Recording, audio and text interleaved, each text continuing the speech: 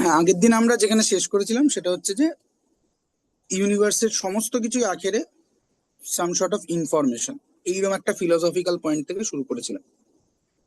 এবং সেই ইনফরমেশনকে আমরা দুটো ভাগে ভাগ করতে পারি, physical quantity and non physical quantity.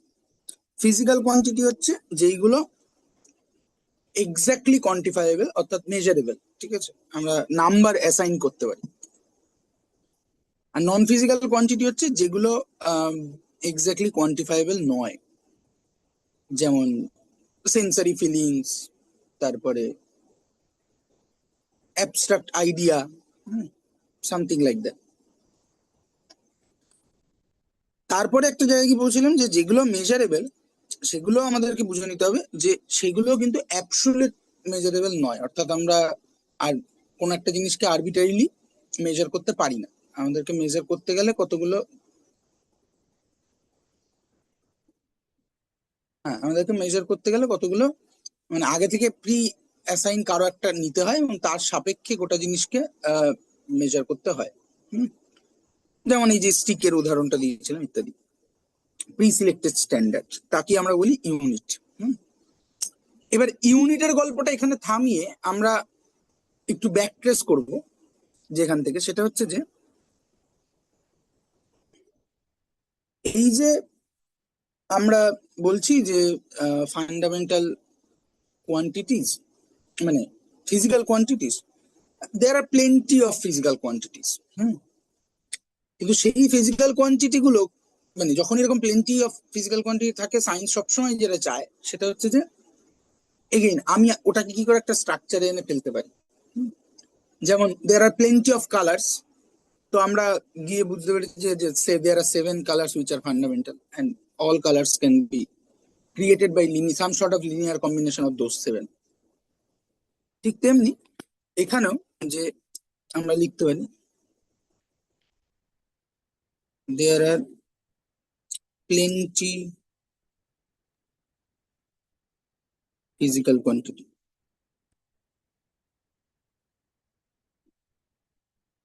physical quantities, ঠিক আছে। Some among them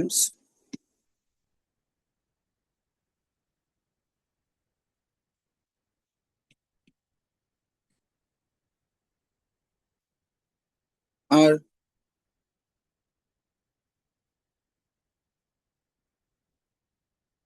some sort of fundamental, or না এটাকে এভাবে না লিখে এটা একটু একটু ইমপ্রিসাইজ হলো। There are plenty of physical quantity. The question is then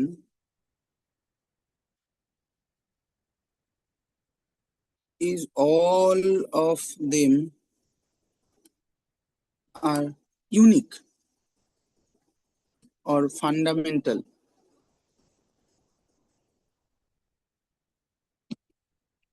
fundamental to nature? এইটার উত্তরটা হচ্ছে না, all of them are not fundamental, ঠিক আছে।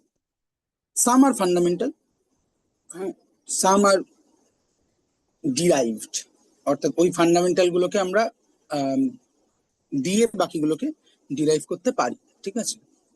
সো আমরা সেটা পৌঁছচ্ছি যে কিভাবে আমরা দেখতে দেখতে যাব। So among all physical quantities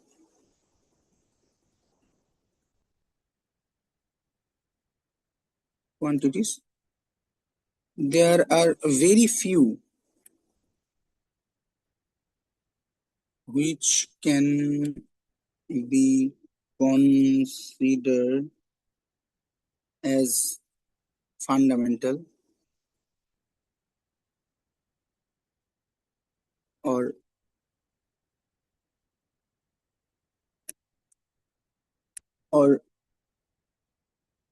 base quantities, base quantities। সেগুলো কারা সে আমি পরে দেখছি। এখন প্রশ্ন হচ্ছে যে ফান্ডামেন্টাল কোয়ান্টিটিস গুলো আমরা যে বের করছি এটা দিয়ে আমরা কি অ্যাচিভ করতে চাইছি। এইখানে আহ, একটা ছোট্ট জিনিস বুঝে নিতে হবে। আমরা এইখানে স্টপ করে আবার আরেকটা জায়গা থেকে শুরু করবো, সবগুলো পরে গিয়ে এক জায়গায় স্টিচ করবো। সেটা হচ্ছে যে ডাইমেনশন। ঠিক আছে, দ্য কনসেপ্ট অফ ডাইমেনশন। জানো ডাইমেনশন ব্যাপারে কিছু? The concept of dimension.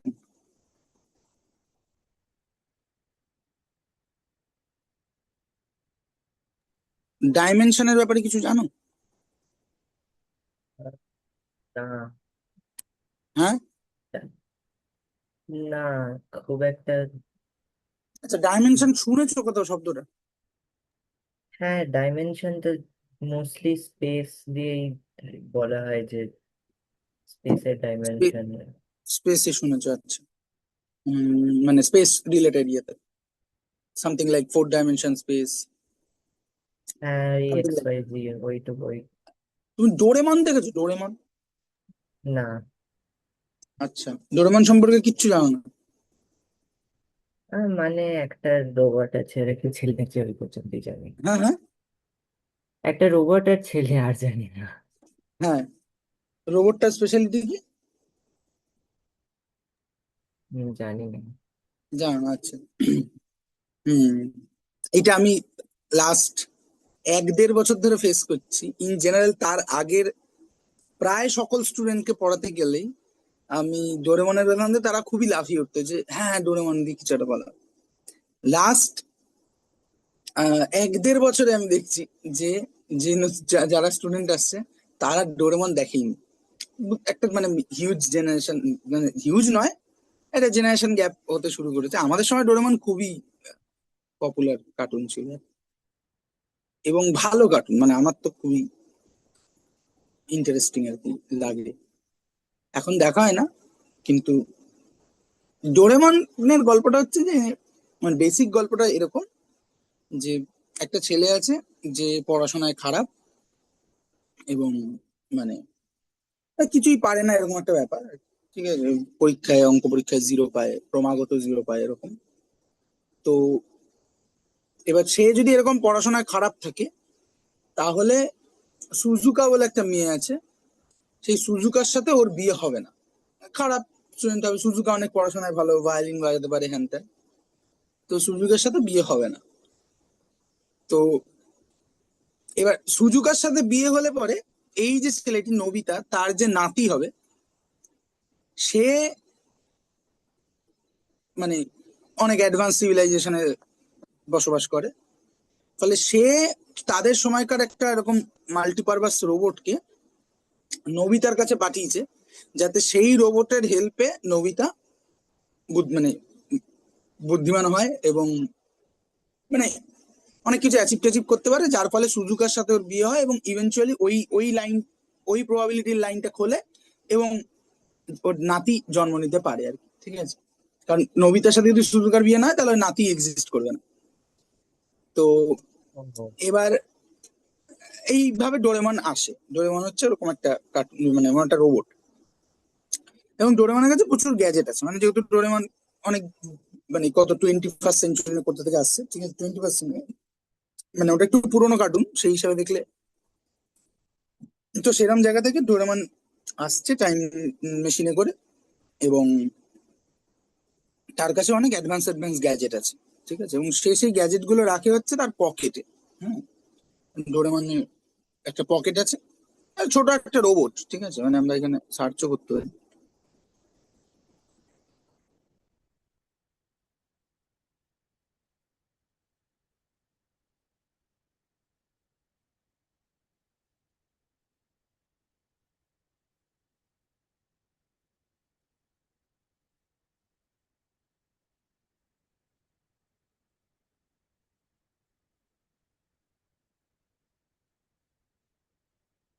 এই হচ্ছে ডোরেমন। ঠিক আছে, এবার এই যে হুম। ডোরেমনের পকেটটা আছে, এই পকেটটা,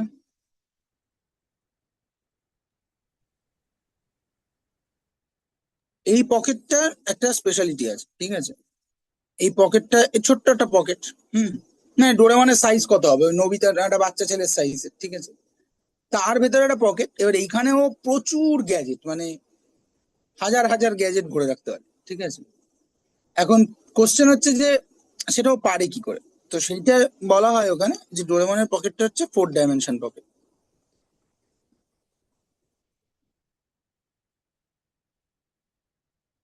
এটা কার্টুনেই আছে, হ্যাঁ, 4 ডাইমেনশন পকেট। এবার প্রশ্ন হচ্ছে যে 4 ডাইমেনশন পকেট মানে কি, এবং কেন তাহলে এইটুকু পকেটে অনেক অনেক জিনিস রাখা যাচ্ছে। হ্যাঁ, এটা ইন্টারেস্টিং। ডাইমেনশনটা বুঝতে হবে আমাদের, ডাইমেনশনটা আমাদের এখানেও লাগবে।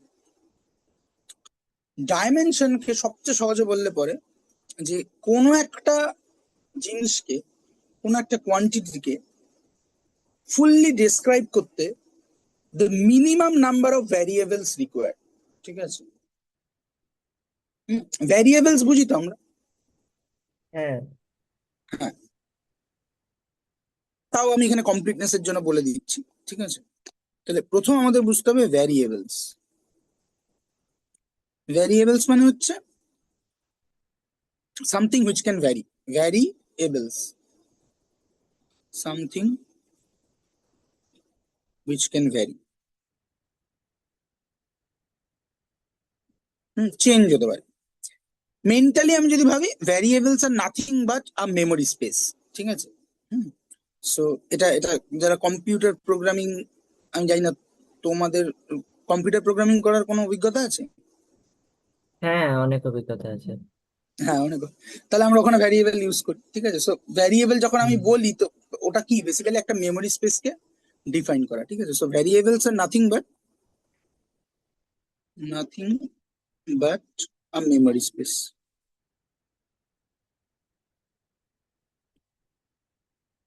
মেমোরি স্পেস, যেখানে আমি কিছু ইনফরমেশন রাখতে পারি এবং সেই ইনফরমেশন গুলো চেঞ্জ হতে পারে। এই মুহূর্তে এটা রাখলাম, পরের মুহূর্তে অন্য কিছু, what ever it may be. So variables. এবার এর পরে যেটা আমাদেরকে বুঝতে হবে সেটা হচ্ছে ফাংশন, ঠিক আছে। ফাংশন, ফাংশন জানো হ্যাঁ, কি ফাংশন? ফাংশন বেসিক্যালি একটা একটা ইনপুট নেয় আর একটা ডিফারেন্ট আউটপুট বা আউটপুট দেয় যে জিনিস আচ্ছা, মানে সিস্টেম। তুমি প্রোগ্রামিং এর ল্যাঙ্গুয়েজে বলছো, বাট মানে তুমি যেটা বলছো সেটা অনেক শুধু সারফেস প্রোগ্রামিং লেভেল। নয়। হ্যাঁ, হ্যাঁ, হ্যাঁ, হ্যাঁ। হ্যাঁ, মানে তুমি ওখান থেকে ইয়ে করছো, কিন্তু ওটা খুবই surface level. Fundamentally function is nothing but relation, relation among two or more variables, ঠিক আছে। Relation, hmm, hmm. Something like y is equal to x plus 3, it's a function। এটা তোমাকে বলে দিচ্ছে যে এক্স আর ওয়াই এই দুটো ভ্যারিয়েবল কিভাবে রিলেটেড নিজেদের মধ্যে। So relation among two or more variables is called function, ঠিক আছে। এবার যে কোনো ফাংশনের একটা ডাইমেনশন হয়। হ্যাঁ, কিভাবে হয়? প্রথম কথা হচ্ছে ফাংশনকে ডিফাইন করবো কিভাবে, যে Y is equal to x plus 3, এটাকে আমি যদি ওয়াই এর রেসপেক্টে ভাবি, সো এখানে আমরা বলতে পারি যে Y is a function of x, এটাকে এই ফর্মে লেখা হয়। এটা আরো অনেক কিছু হতে পারে, সামথিং লাইক যদি এরকম হয় যে সাম জি, বা y is equal to c1 x1 plus c2 x2 plus dot dot dot dot dot cn xn. এটা একটা function, and we can write it like y is a function of x1 comma x2 comma x3 comma dot dot dot xn, ঠিক আছে। হুম, so এই যে কোন একটা quantity, এই যে কোয়ান্টিটিটা, তার মানে এখানে y is a function of fx, মানে ফাংশন অফ এক্স, এন্ড এখানে y is a function of these all variables। এখান থেকে যখনই একটা ফাংশন লেখা হয়, ফাংশনে অ্যাটলিস্ট দুটো ভ্যারিয়েবল থাকে, তার থেকে বেশিও থাকতে পারে। So in a function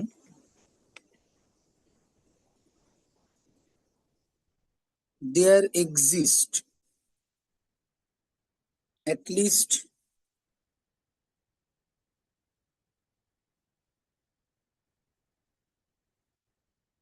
one variables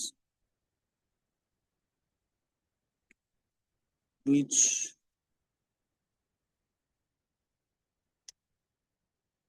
will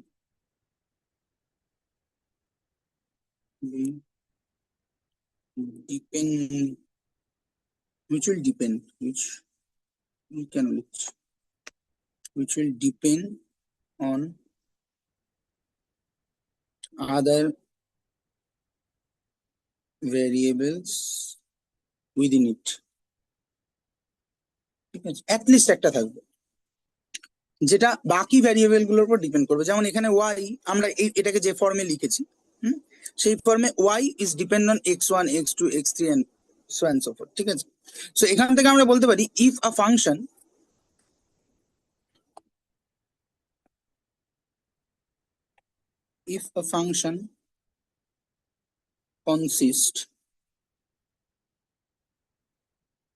consist of n number of variables,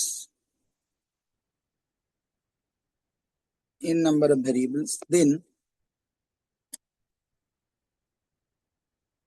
there will be n minus 1 independent variable. There will be, এখানে একটা কথা লিখে দেওয়া উচিত, সেটা হচ্ছে there will be at max n minus 1 independent variable.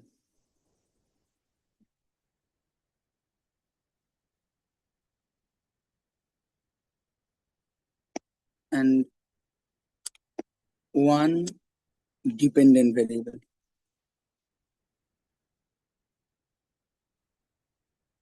Yes, 1 dependent variable. Okay,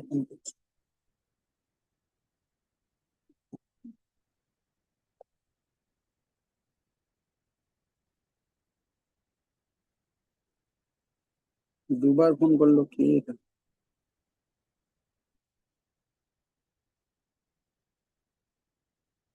এক সুন্দর।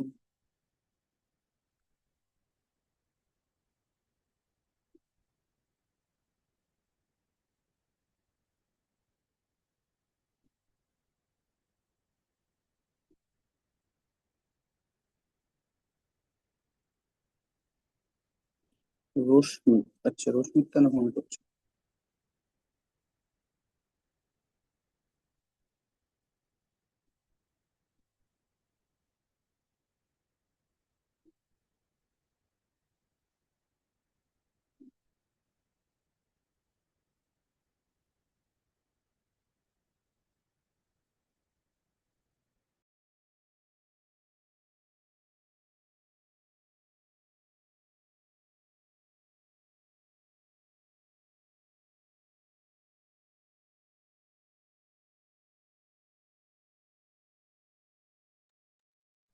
হ্যাঁ,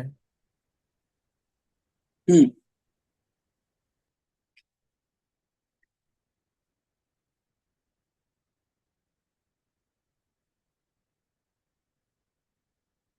হ্যাঁ, তার মানে যদি একটা ফাংশনে n খানা ভ্যারিয়েবল থাকে, তার মধ্যে একটা ভ্যারিয়েবল মানে অ্যাট ম্যাক্স n মাইনাস 1 খানা ভ্যারিয়েবল ইন্ডিপেন্ডেন্ট হতে পারে। ইন্ডিপেন্ডেন্ট ভ্যারিয়েবল বলতে কি বলা হচ্ছে না, যাদের ভ্যালু গুলো মানে নিজেদের মতো চেঞ্জ হতে পারে অন্য কোনো ভ্যারিয়েবলকে অল্টার না করে। ঠিক আছে, so independent variables are those whose values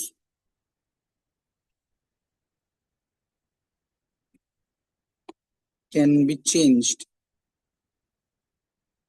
independently. Independent.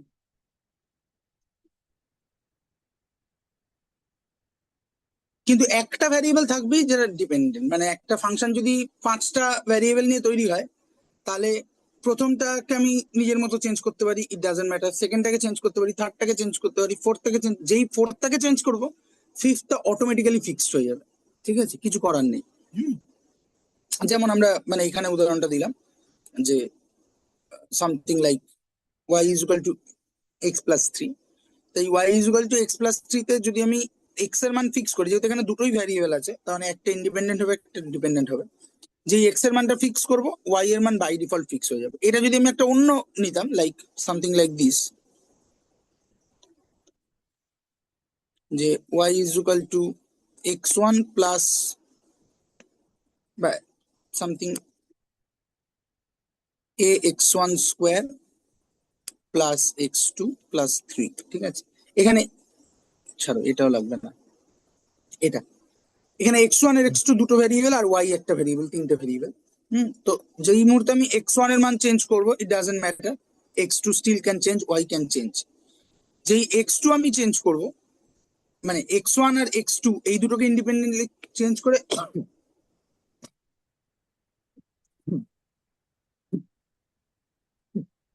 কোনো একটা ফিক্সড ভ্যালুতে দাঁড়ানো মানেই ওয়াইটা বাই ডিফল্ট ফিক্সড হয়ে যাওয়া, ঠিক আছে। সো এইরকম কোনো ফাংশনেরও ডাইমেনশন হয়, ঠিক আছে।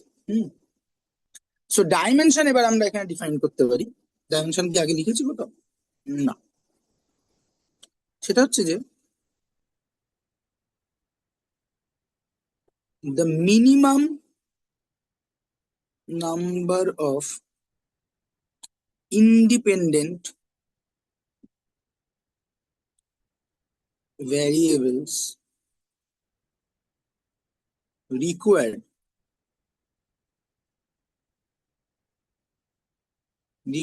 to define any quantity is called dimension of it,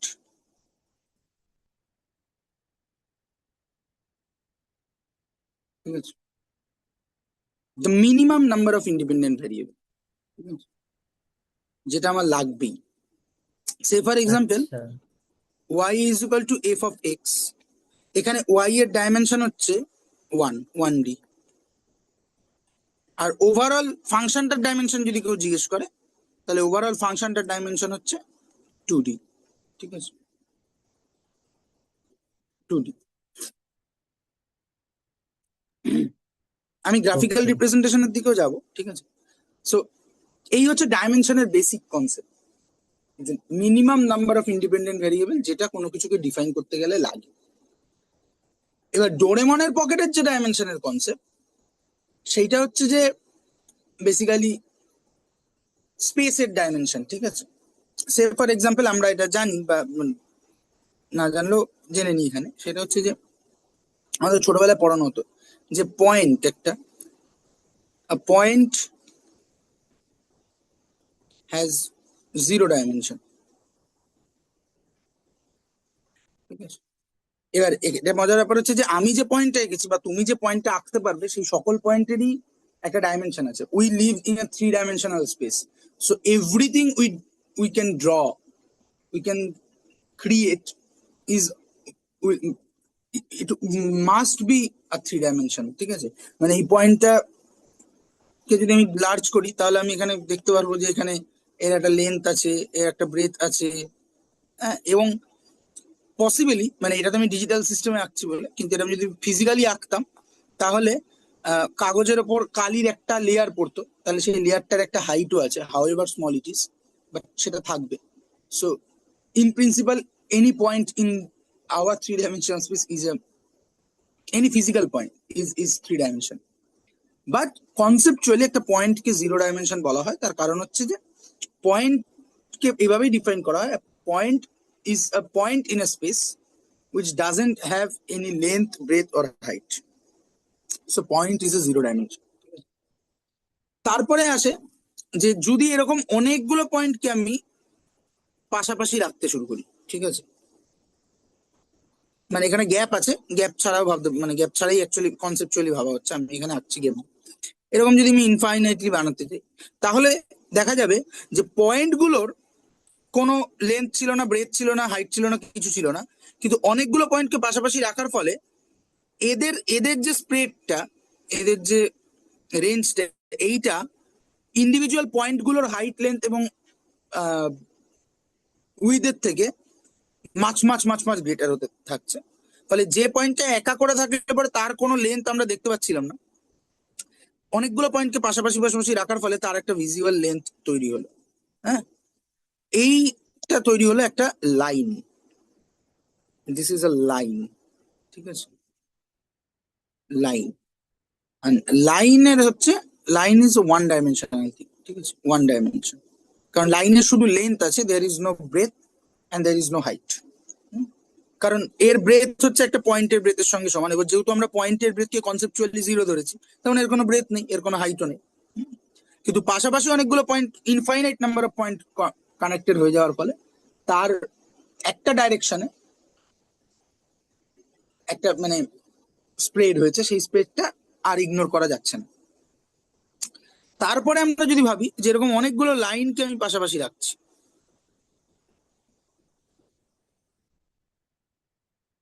so it will create a plane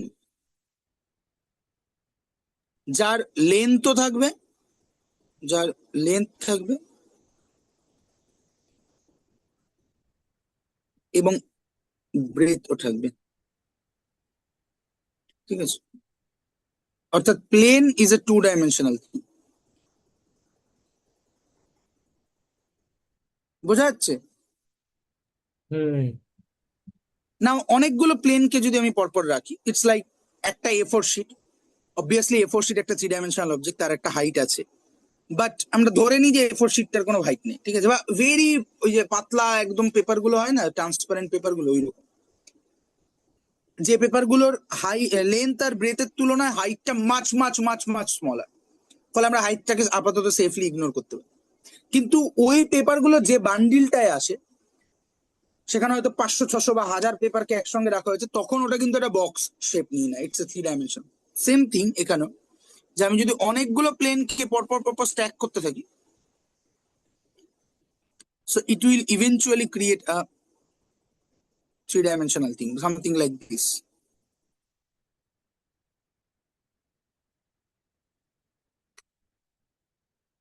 So it will eventually create a cube, ঠিক আছে, আর এটা থ্রি ডাইমেনশনাল অবজেক্ট, যার লেন্থ আছে, ব্রেথ আছে এন্ড হাইট আছে, তিনটেই আছে। এই অবধি যদিও আমরা থ্রি ডাইমেনশনাল ওয়ার্ল্ডে এক্সিস্ট করি, আমাদের পক্ষে ওয়ান ডাইমেনশন টু ডাইমেনশন এগুলো আঁকা সম্ভব নয় ইন প্রিন্সিপাল, কিন্তু আমরা অ্যাবস্ট্রাক্টলি জিনিসগুলো করতে পেরেছিলাম। হ্যাঁ, এই যে প্লেন আঁকছি ইত্যাদি। কিন্তু এরপরে ফোর্থ ডাইমেনশনটা কি হবে আচ্ছা, সেটা এক আর আমরা সেকেন্ড। এঁকে উঠতে পারবো না। হুম, হ্যাঁ, কেন এঁকে উঠতে পারবো না? কারণ ওটা আমাদের ফিজিক্যাল লিমিটের বাইরে। হ্যাঁ, কনসেপচুয়ালি আমরা ভাবতে পারি, সেটা আমরা ভাবছি একটু পরে। So the very basic thing হচ্ছে যে কোনো একটা জিনিসকে ডিফাইন করতে গেলে the minimum number of variables required, that is the dimension of. Say for example একটা প্লেনের ক্ষেত্রে আমরা এরিয়া ক্যালকুলেট করি, ছোট থেকে করে আসছি নানা রকম শেপের area. Area is the amount of two dimensional space, ঠিক আছে। এবং যেহেতু টু ডাইমেনশনাল বলা হচ্ছে, two dimensional with respect to space, hmm, তার মানে ওখানে দুটো লেন্থের ইউনিট থাকবে। এটা আমরা পরে আবার ইউনিট ক্যালকুলেশনের সময় গিয়ে দেখবো। তুমি পৃথিবীর যে কোনো শেপের যে কোনো রকমের এরিয়ার ফর্মুলা নিয়ে আসো, you will see somewhere around those formula, সেখানে দুটো লেন্থকে তুমি মাল্টিপ্লাই করেছো, করতেই হবে, ঠিক আছে। Same as volume is three, volume is the realization or amount of three dimensional space. So যেহেতু three dimensional space, somewhere around তুমি যে কোনো ভলিউমের ফর্মুলা নিয়ে আসো, তুমি দেখবে সেখানে তিনটে লেন্থকে তুমি মাল্টিপ্লাই করেছো, ঠিক আছে। এবার ফোর্থ ডাইমেনশনটা কি বা হায়ার ডাইমেনশনটা কি? প্রথম কথা হচ্ছে যে ডাইমেনশনকে আমি যা খুশি, মানে আমরা যখনই ওটা বুঝে গেলাম যে একটা ফাংশনে কতগুলো নাম্বার অফ ভ্যারিয়েবল আমি ইউজ করছি সেটা ফাংশন, তার মানে ফাংশন এনরমাস হতে পারে। মানে আমি একটা ফাংশন মানে আমি ফাংশন বলছি, সরি, ডাইমেনশন এনরমাস হতে পারে। কারণ হতেই পারে আমি একটা ফাংশন লিখছি যেটা একটা multi valued function. Say for example, মানে আমি একটু ছড়িয়ে ছিটিয়ে পড়াই, হ্যাঁ, এটা থেকে ওটায় চলে যাবো, ফাইনালি গিয়ে সবগুলো স্টিচ হবে, ফলে হারিয়ে যাও না। আর সেই জন্যই আরো রেকর্ডিংটা করা, যে রেকর্ডিংটা একবার একবার অন্তত দেখো ক্লাস, ঠিক আছে, যে কি হচ্ছে। যাই হোক, যেটা ব্যাপার সেটা হচ্ছে যে সে ফর এক্সাম্পল তুমি একটা আহ, ইয়ে খুলেছো, জামা কাপড়ের দোকান, ঠিক আছে, কস্টিউম শপ, ঠিক আছে। এবার তুমি 1 বছর ধরে ডেটা কালেক্ট করেছো, সামথিং লাইক এরকম একটা ব্যাপার, ডেট, টাইম, এর কি আইটেম বিক্রি হচ্ছে, টেম্পারেচার, তারপরে হচ্ছে কোন ডে ওটা, ঠিক আছে, তারপর হচ্ছে স্ট্যাটাস অফ দ্য ডে, মানে সেদিন কি হলিডে, উইকডেজ না উইকেন্ড, সামথিং লাইক দ্যাট। তারপরে হচ্ছে যে ওটাই কি বলে, সিজন, কোন সিজন ওটা। তারপর হচ্ছে ওয়েদার কন্ডিশন, বৃষ্টি পড়ছে না পড়ছে না, এক্সেট্রা। এরকম একটা হিউজ ডেটা বানিয়েছো, এবং তুমি 1 বছর ধরে যখন জাপ সেল করেছো, সব এখানে পুট করতে করতে করতে করতে গেছে, তা তুমি একটা বিগ ডেটা পেয়েছো, ঠিক আছে। হুম। হুম।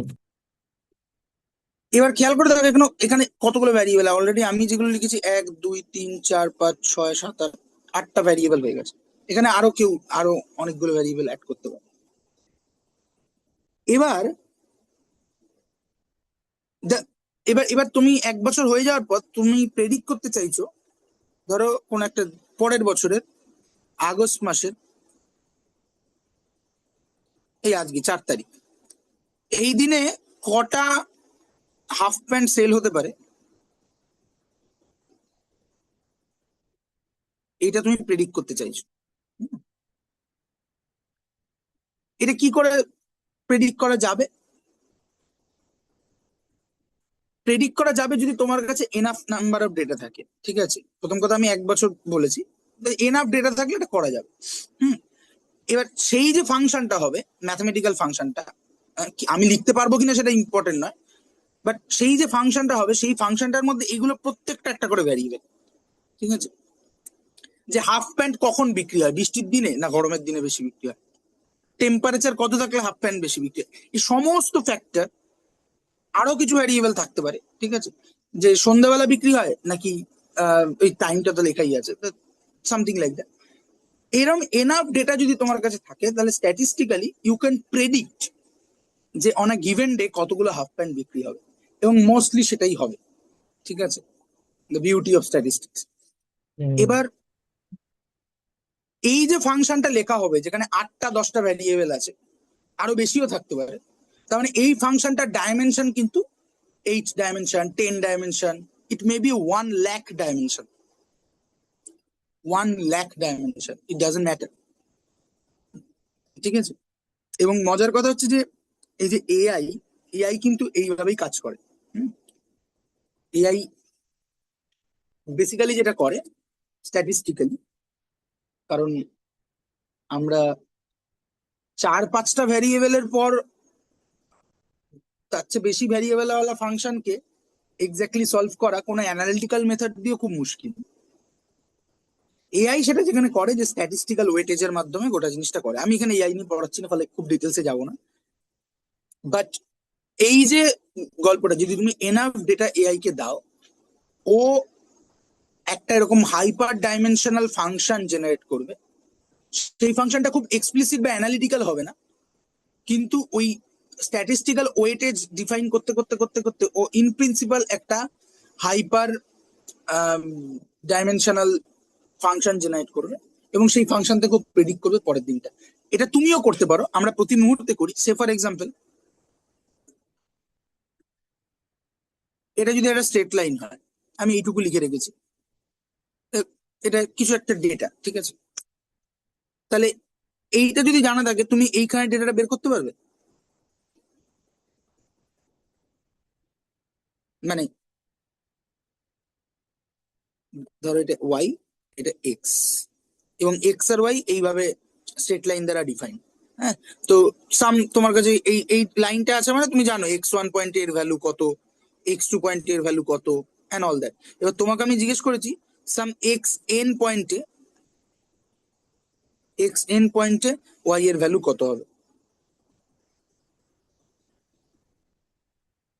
তুমি এটা প্রেডিক্ট করতে পারবে হুম, না পারবে না?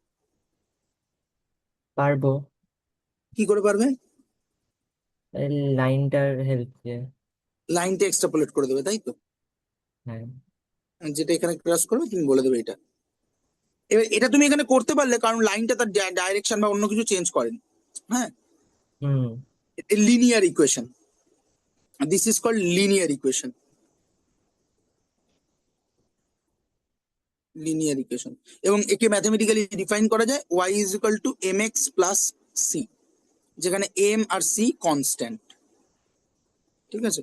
সো বেসিক্যালি তুমি যেটা করবে ম্যাথমেটিক্যালি, এরকম হাতে করে ছবি এঁকে তো করতেই পারো, কিন্তু হাতে করে ছবি আঁকা ছাড়াও তুমি যেটা করবে, যেটাকে লিনিয়ার রিগ্রেশন বলা হয় ম্যাথমেটিক্যালি, যে তুমি সামহাউ এর যে ডেটাগুলো রয়েছে সেই ডেটাগুলোর উপর বেস করে তুমি এই এম আর সি কে ক্যালকুলেট করবে। যেই এম আর সি ক্যালকুলেট পেয়ে গেলে তখনই তুমি বলবে যে ওয়াই, যেটা তোমার বের করতে হবে, সেই ওয়াইটা ইজুকাল টু তুমি এম এর ভ্যালুটা বসাবে ইন্টু এক্স এর যে ভ্যালুতে বের করতে চাও সেটা বসাবে, আর সিটা বসাবে, তুমি ওয়াই এর ভ্যালু পেয়ে যাবে। ঠিক আছে? এটা একটা টু ভেরিয়েবল সিস্টেমে করা হলো, এবং লিনিয়ার ইকুয়েশন। এটা নন লিনিয়ারও হতে পারে, তখন তোমার প্রবলেমটা আরো ডিফিকাল্ট হবে। ঠিক আছে? মানে সামথিং এর গ্রাফিক্যাল রিপ্রেজেন্টেশনটা যদি এরকম হতো, তাহলে কি তোমাকে পরের মুহূর্তে যদি আমি জিজ্ঞেস করতাম আচ্ছা বলো তো এইখানে ভ্যালুটা কত হবে, তুমি বলতে পারতে চট করে? না। বলতে পারতে না। ঠিক আছে, কারণ এইখানে লাইনটা কি এইদিকে বেঁকেছে, না এইদিকে বেঁকেছে, না আবার একটা মাঝকে ওইদিকে চলে গেছে, ইউ ডোন্ট নো। বাট হুম। সেটা জানারও খানিক পদ্ধতি আছে।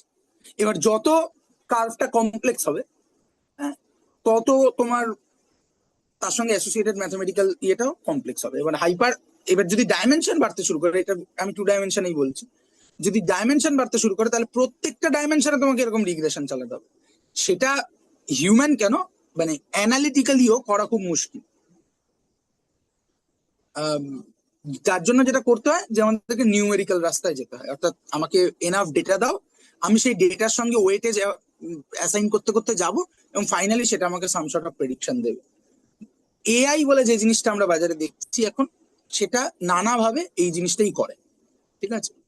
যখন তুমি ওকে বলো যে আমাকে একটা ওয়াইন গ্লাসে হাফ ব্লু ওয়াইন আছে এরকম আমাকে একটা ছবি বানিয়ে দাও, ও বেসিক্যালি ওর কাছে ওয়াইন গ্লাস কি তার অনেকগুলো ছবি আছে, ওয়াইন কি তার একটা ছবি আছে, ব্লু কালারটার অনেকগুলো রেফারেন্স আছে, and এই সবগুলো মিলিয়ে ও সাম সর্ট অফ কম্বিনেশনের মধ্যে মানে ওইটা অ্যাসাইন করে রাখে, সেইটা দিয়েও ইমাজিন করে যে গোটা জিনিসটা কি।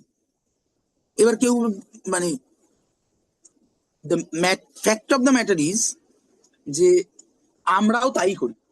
মানে এরকম ভাবার কোনো কারণ নেই যে এআই মানুষের থেকে খুব আলাদা কিছু।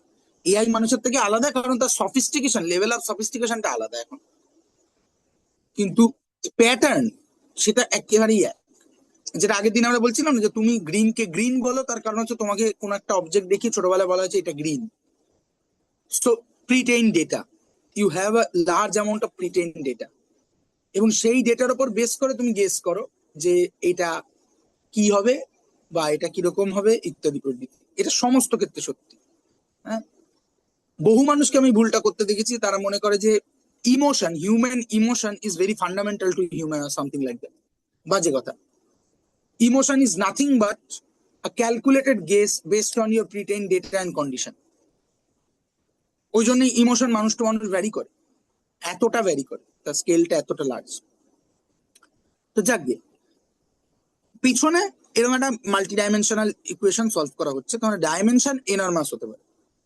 কিন্তু যখন আমরা স্পেসে চলে আসবো, স্পেসের ডাইমেনশনের ক্ষেত্রে স্পেস ইজ থ্রি ডাইমেনশনাল। ঠিক আছে? হুম। এবার ফোর ডাইমেনশন স্পেস কি হতে পারে না? হ্যাঁ হতে পারে।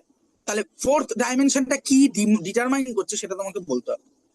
ইন জেনারেল ফিজিক্সে ফোর্থ ডাইমেনশনটাকে টাইম ডাইমেনশন ধরা হয়, যে ইটস টাইম। এখন টাইমও খুব মজার ব্যাপার। ঠিক আছে? টাইম একটা মেন্টাল কনস্ট্যান্ট। আমাদের ফিজিক্স পড়লে পরে মনে হয় যে time is very fundamental to nature.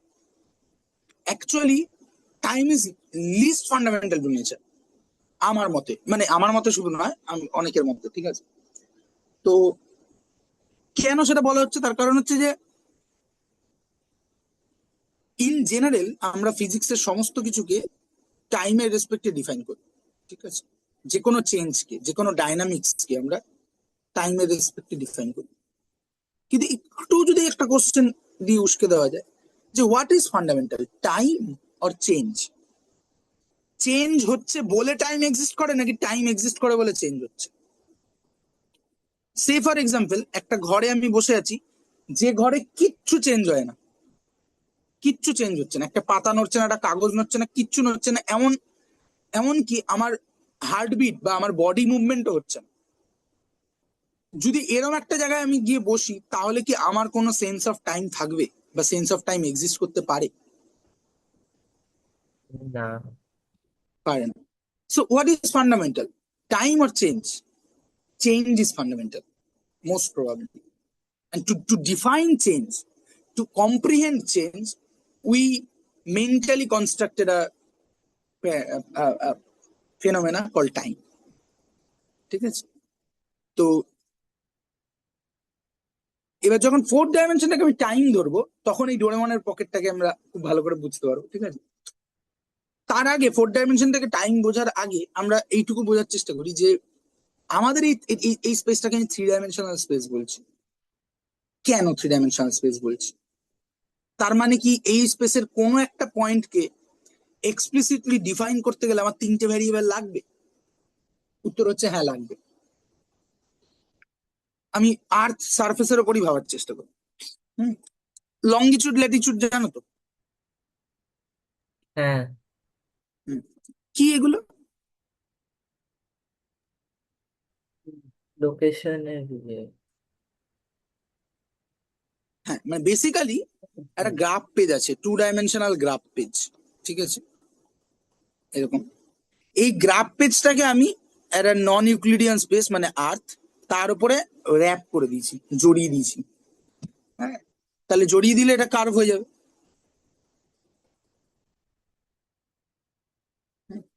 এখন আমি এই দুটো ভ্যারিয়েবল, তার মানে basically it is like X axis and Y axis, দুটো ভ্যারিয়েবল।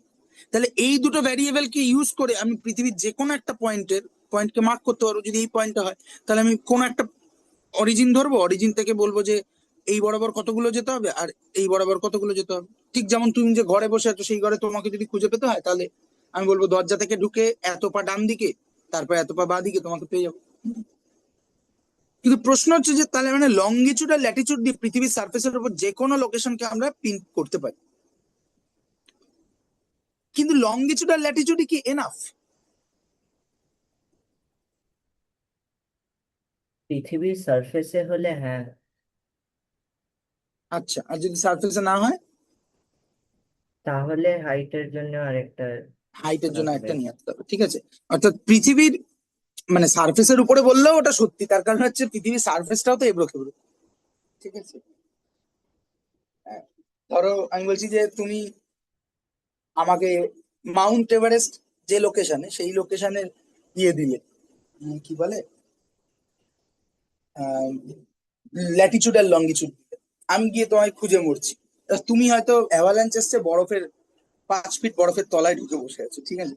হ্যাঁ, কিন্তু So, তাহলে তো আমি সারফেসের তলায় চলে গেছি। হ্যাঁ হ্যাঁ, 5 ফিট তলায় তো, সারফেসের 5 ফিট তলায় চলে গেছি তাহলে আমি। না ঠিক কথা, কিন্তু আমি বলছি যে পৃথিবী অ্যাকচুয়ালি তুমি তাও যাওনি, কারণ পৃথিবীর সারফেস বলতে গেলে তো পৃথিবীর সারফেস বলতে হয়, ঠিক আছে। সো তোমার লজিকটা ঠিক, কিন্তু আমি বলার চেষ্টা করছি যে পৃথিবীর সারফেসটাও তো হোমোজিনিয়াস না। ফলে সেই সেই জায়গা থেকে, ধরো একটা পাহাড় আছে, একটা পাহাড়ের আহ, কোন একটা পয়েন্টে তুমি আছো, আর অল্টিচিউডটা না বললে পরে ওই পয়েন্টের যে কোনো জায়গায় তুমি এক্সিস্ট করতে পারো। তো যাই হোক, বাট তুমি যেটা বলছো ঠিক, যে পৃথিবীর সারফেস মানে যদি সারফেস, এবার পৃথিবীর সারফেসটা আবার খুবই গন্ডগোলের একটা ব্যাপার, কোনটাকে সারফেস বলবো। এবার তার মানে আমাদের আরেকটা ভ্যারিয়েবল লাগবে, দ্যাট ইজ কল অল্টিটিউড।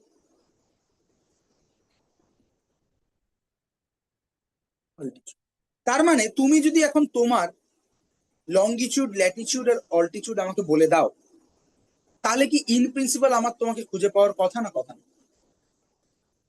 কথা। কিন্তু খুঁজে পাবোই কি?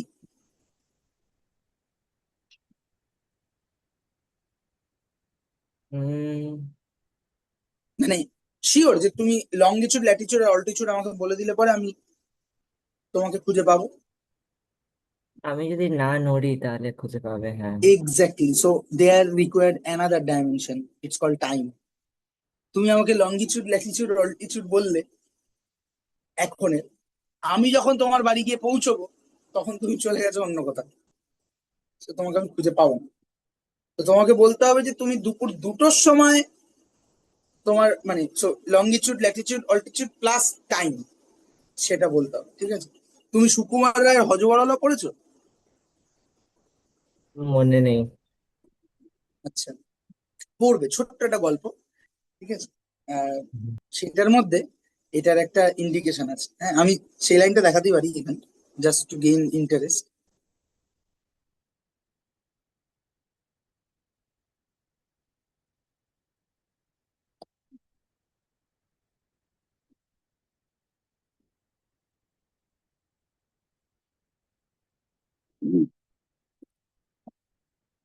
সুকুমার রায়ের হজবরলা পড়বে, ঠিক আছে? অনলাইনেই পাওয়া যায়, ছোট্ট মানে ওয়ান সিটিং এ পড়ে ফেলা যায় এরকম গল্প। হুম। হ্যাঁ, এই লেখা আছে যে বেজায় গরম, গাছতলায় দিব্যি ছায়ার মধ্যে চুপচাপ শুয়ে আছি, তবু ঘেমে অস্থির। ঘাসের ওপর রুমালটা ছিল, ঘাম মুছবার জন্য যেই সেটা তুলতে গিয়েছি অমনি রুমালটা বলল ম্যাও। কি আপদ, রুমাল ম্যাও করে কেন? চেয়ে দেখি রুমাল তো রুমাল নেই, দিব্যি মোটাসোটা লাল টকটকে একটা বেড়াল গোপ ফুলিয়ে প্যাট প্যাট করে আমার দিকে তাকিয়ে আছে। আমি বললাম কি মুশকিল, ছিল রুমাল হয়ে গেল একটা বেড়াল? অমনি বেড়ালটা বলে উঠলো মুশকিল আবার কি, ছিল একটা ডিম হয়ে গেল দিব্যি একটা প্যাক প্যাকে হাঁস। এ তো হামেশাই হচ্ছে। আমি খানিক ভেবে বললাম তাহলে তোমায় এখন কি বলে ডাকবো? তুমি তো সত্যিকারের বেড়াল নও, আসলে তুমি হচ্ছে রুমাল। বেড়াল বলল বেড়ালও বলতে পারো, রুমালও বলতে পারো, চন্দ্রবিন্দুও বলতে পারো। আমি বললাম চন্দ্রবিন্দু কেন? শুনে বেড়ালটা তাও জানো না বলে এক চোখ বুজে ফ্যাচ ফ্যাচ করে বিশ্রী রকম হাসতে লাগলো। আমি ভারী অপ্রস্তুত হয়ে গেলাম, মনে হলো ওই চন্দ্রবিন্দুর কথাটা নিশ্চয়ই আমার বোঝা উচিত ছিল। তাই থতমত খেয়ে তাড়াতাড়ি বলে ফেললাম, ও হ্যাঁ হ্যাঁ, বুঝতে পেরেছি। বেড়ালটা খুশি হয়ে বলল, হ্যাঁ এ তো বোঝাই যাচ্ছে, চন্দ্রবিন্দুর চ বিড়ালের তালব্যস্য, রুমালের মা হলো চশমা। কেমন হলো তো? আমি কিছুই বুঝতে পারলাম না, কিন্তু পাছে বেড়ালটা আবার সেই রকম বিশ্রী করে হেসে ওঠে, তাই সঙ্গে সঙ্গে হু হু করে গেলাম। তারপরে বিড়ালটা খানিকক্ষণ আকাশের দিকে তাকিয়ে হঠাৎ বলে উঠলো, গরম লাগে তো তিব্বত গেলেই পারো। আমি বললাম বলা ভারী সহজ, কিন্তু বললেই তো আর যাওয়া যায় না। বেড়াল বলল কেন, সে আর মুশকিল কি? আমি বললাম কি করে যেতে হয় তুমি জানো? বেড়াল একগাল হেসে বলল, তার জানি নে, কলকাতা, ডায়মন্ড হারবার, রানাঘাট, তিব্বত, ব্যাস, সিধে রাস্তা, সোয়া ঘন্টার পথ গেলেই হলো। আমি বললাম তাহলে রাস্তাটা আমায় বাতলে দিতে পারো। শুনে বিড়ালটা হঠাৎ কেমন গম্ভীর হয়ে গেল, তারপর মাথা নেড়ে বললো হুম, সে আমার কম্ম নয়। আমার গেছো দাদা যদি থাকতো তাহলে সে ঠিক ঠিক বলতে পারতো। আমি বললাম গেছো দাদা কে, তিনি থাকেন কোথায়? বিড়াল বলল গেছো দাদা আবার কোথায় থাকবে, গাছে থাকে। আমি বললাম কোথায় গেলে তার সাথে দেখা হয়? বিড়াল খুব জোরে মাথা নেড়ে বলল, সেটি হচ্ছে না, সে হবার জো নেই। আমি বললাম কি রকম? বিড়াল বলল সে কিরকম জানো? মনে করো তুমি যখন যাবে উলুবেড়ে তার সঙ্গে দেখা করতে, তখন তিনি থাকবেন মতিহারি। যদি মতিহারি যাও তাহলে শুনবে তিনি আছেন রামকৃষ্ণপুর। আবার সেখানে গেলে দেখবে তিনি গেছেন কাশেম বাজার। কিছুতেই দেখা হওয়ার জন্য। আমি বললাম তাহলে তোমরা কি করে দেখা করো? বেড়াল বলল, এইটাই পড়ার জন্য এলাম, সে অনেক হ্যাঙ্গাম। আগে হিসেব করে দেখতে হবে দাদায় কোথায় কোথায় নেই, তারপর হিসেব করে দেখতে হবে দাদা কোথায় কোথায় থাকতে পারে, তারপর দেখতে হবে দাদা এখন কোথায় আছে, তারপর দেখতে হবে সেই হিসেব মতো যখন সেখানে গিয়ে পৌঁছবো তখন দাদা কোথায় থাকবে, তারপর দেখতে হবে এন্ড অল দ্যাট, তারপরে বাকিটা তুমি বাড়িতে পড়ো। Hmm. So Sukumar Ray is brilliant writer. হ্যাঁ, মানে এই বেসিক সাইন্টিফিক নুয়ান্সটাকে এরকম মজার জায়গায় নিয়ে এসছে। তো যাই হোক, হ্যাঁ, এটাকে আরেকভাবেও দেখা যায় যে আজকের কোয়ান্টাম মেকানিক্স এর দুনিয়ায়, মানে এবার সুকুমার রায় যখন লিখছে তখনও কোয়ান্টাম মেকানিক্স অলরেডি ডেভেলপ হতে শুরু করেছে, এবার আমি জানি না ঠিক যে সুকুমার রায় সে সম্পর্কে কতটা জানতো। কিন্তু কোয়ান্টাম মেকানিক্স এইরকম ব্যাপারটা, ঠিক আছে, যে একটা পার্টিকেলের ওয়েভ নেচার যখনই চলে আসবে তখনই খানিকটা ওরকমই হিসাব করতে হয় যে আচ্ছা এটা মানে quantum mechanics always talks about something like যে what is the probability of finding that particle within that position within that time frame, ঠিক আছে? মানে it is very hmm. Interesting. যাই হোক, তো হ্যাঁ, তো লঙ্গিটিউড, ল্যাটিটিউড এবং টাইম, ঠিক আছে, এই তিনটেই জিনিস, এই চারটে জিনিস লাগবে, তবে আমরা আমাদের স্পেসে কোনো একটা জিনিসকে ঠিক ঠিক ভাবে ডিফাইন করে উঠতে পারবো। এবার যেখান থেকে গল্পটা শুরু করেছিলাম সেখানে যাই, ডোরেমনের পকেট। ভালো করে বোঝার চেষ্টা করবো। সেটা হচ্ছে যে, say for example, a point has 0 dimension, a line has 1 dimension. এখন আমার প্রশ্ন হচ্ছে, একটা লাইনের মধ্যে কতগুলো পয়েন্টকে ইন প্রিন্সিপাল ফিট করা যাবে?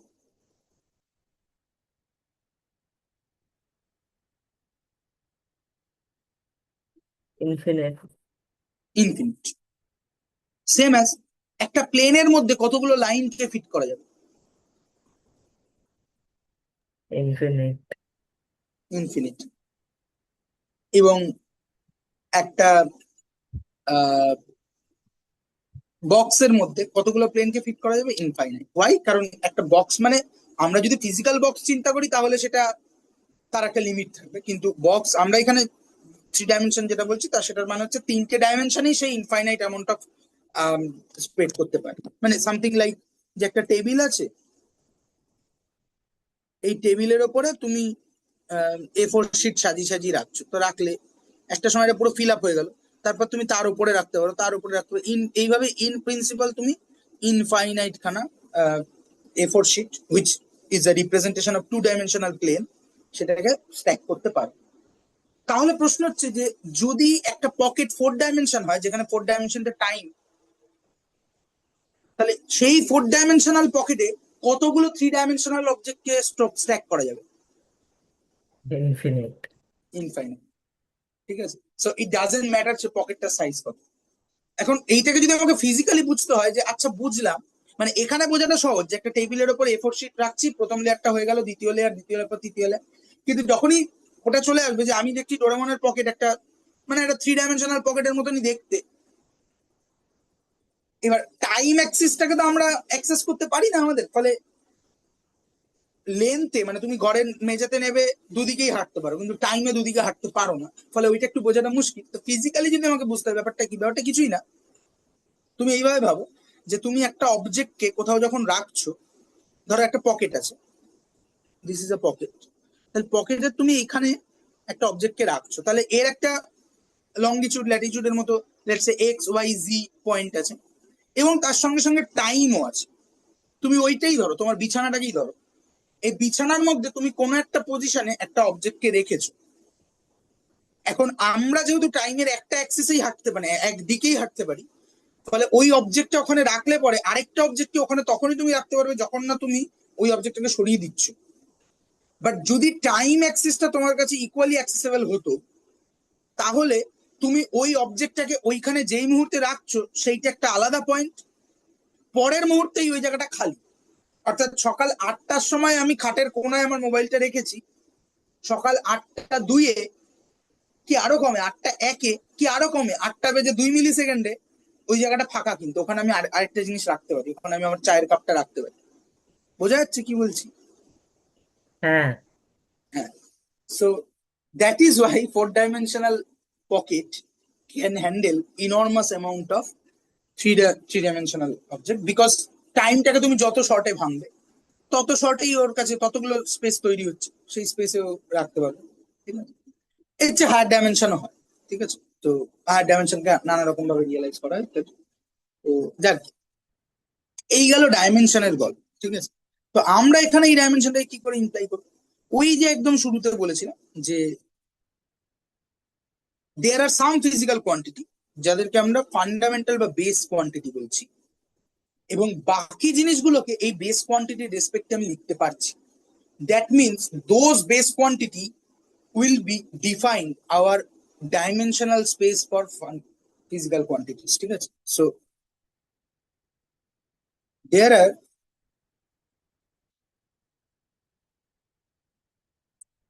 there are 7 fundamental physical quantities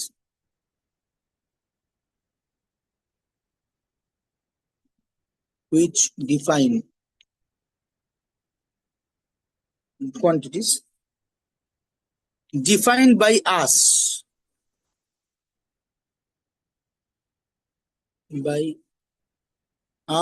with historical reference ঠিক আছে 7 fundamental those quantities are base dimension. Those quantities will create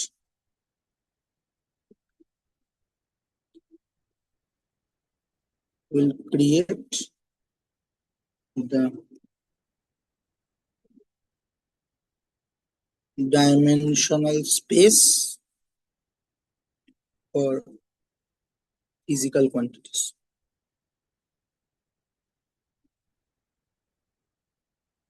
ঠিক আছে সেই 7টা কারা আছে এই কথাটা খুব ইম্পর্টেন্ট যে selected by humans and some historical reference ঠিক আছে মানে এগুলো কিন্তু নেচারের দিক থেকে ফান্ডামেন্টাল নয় অ্যাকচুয়ালি নেচারের দিক থেকে প্রায় কোনো ফিজিক্যাল কোয়ান্টিটি ফান্ডামেন্টাল নয় হ্যাঁ নেচারের কাছে ফান্ডামেন্টাল হচ্ছে কতগুলি কনস্ট্যান্ট সেগুলো আমরা কথা বলবো পরে ঠিক আছে সো তারা কারা সো 7 fundamental quantities ফার্স্ট হচ্ছে লেন্থ এবং এই প্রত্যেক কটাকেই ডাইমেনশন দিয়ে মানে ডাইমেনশনাল একটা সিম্বল দিয়ে ইউজ করা হয় ভ্যারিয়েবল আর কি তো লেন্থের ডাইমেনশনাল সিম্বলটা হচ্ছে এল তারপরে হচ্ছে এগুলো তুমি জানো অলরেডি ফিজিক্স বা ইত্যাদিতে পড়েছো কিন্তু যেখান থেকে আমরা পড়লাম সেখান থেকে মোস্ট প্রবাবলি পড়াই মানে শুরুটাই করেছে এখান থেকে যে 7টা ফিজিক্যাল কোয়ান্টিটি আছে তাই তো পড়িয়েছে কেউ এটা পড়িয়েছে না পড়ায়নি মানে এই 7 ফান্ডামেন্টাল কোয়ান্টিটিও পড়ায় হ্যাঁ 7টা হ্যাঁ সেটাই বলছি হ্যাঁ সেটা পড়াবে আমি জানি সেটাই বলছি সেটা পড়িয়েছে নিশ্চয়ই কিন্তু এইগুলো পড়ায়নি যে ডাইমেনশন ব্যাপারটা কি এবং কোথা থেকেই বা আসছে যাই হোক তো মাস এটা আমরা ক্যাপিটাল এম দিয়ে রিপ্রেজেন্ট করি তারপরে হচ্ছে টাইম যেটাকে আমরা ক্যাপিটাল টি দিয়ে রিপ্রেজেন্ট করি তারপরে হচ্ছে ইলেকট্রিক কারেন্ট এখানেও মজার আমি বলবো পরে আরো বলছি লিখে নিব ইলেকট্রিক কারেন্ট এটাকে আমরা এ দিয়ে রিপ্রেজেন্ট করি তারপরে হচ্ছে থার্মোডাইনামিক টেম্পারেচার এটাকে আমরা কে দিয়ে রিপ্রেজেন্ট করি তারপরে হচ্ছে অ্যামাউন্ট অফ সাবস্টেন্স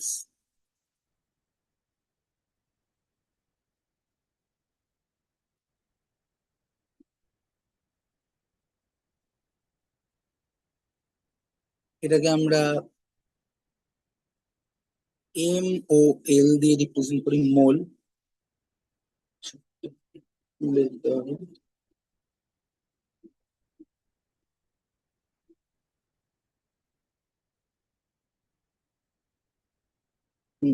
7 নম্বর হচ্ছে লুমিনিয়াস ইন্টেন্সিটি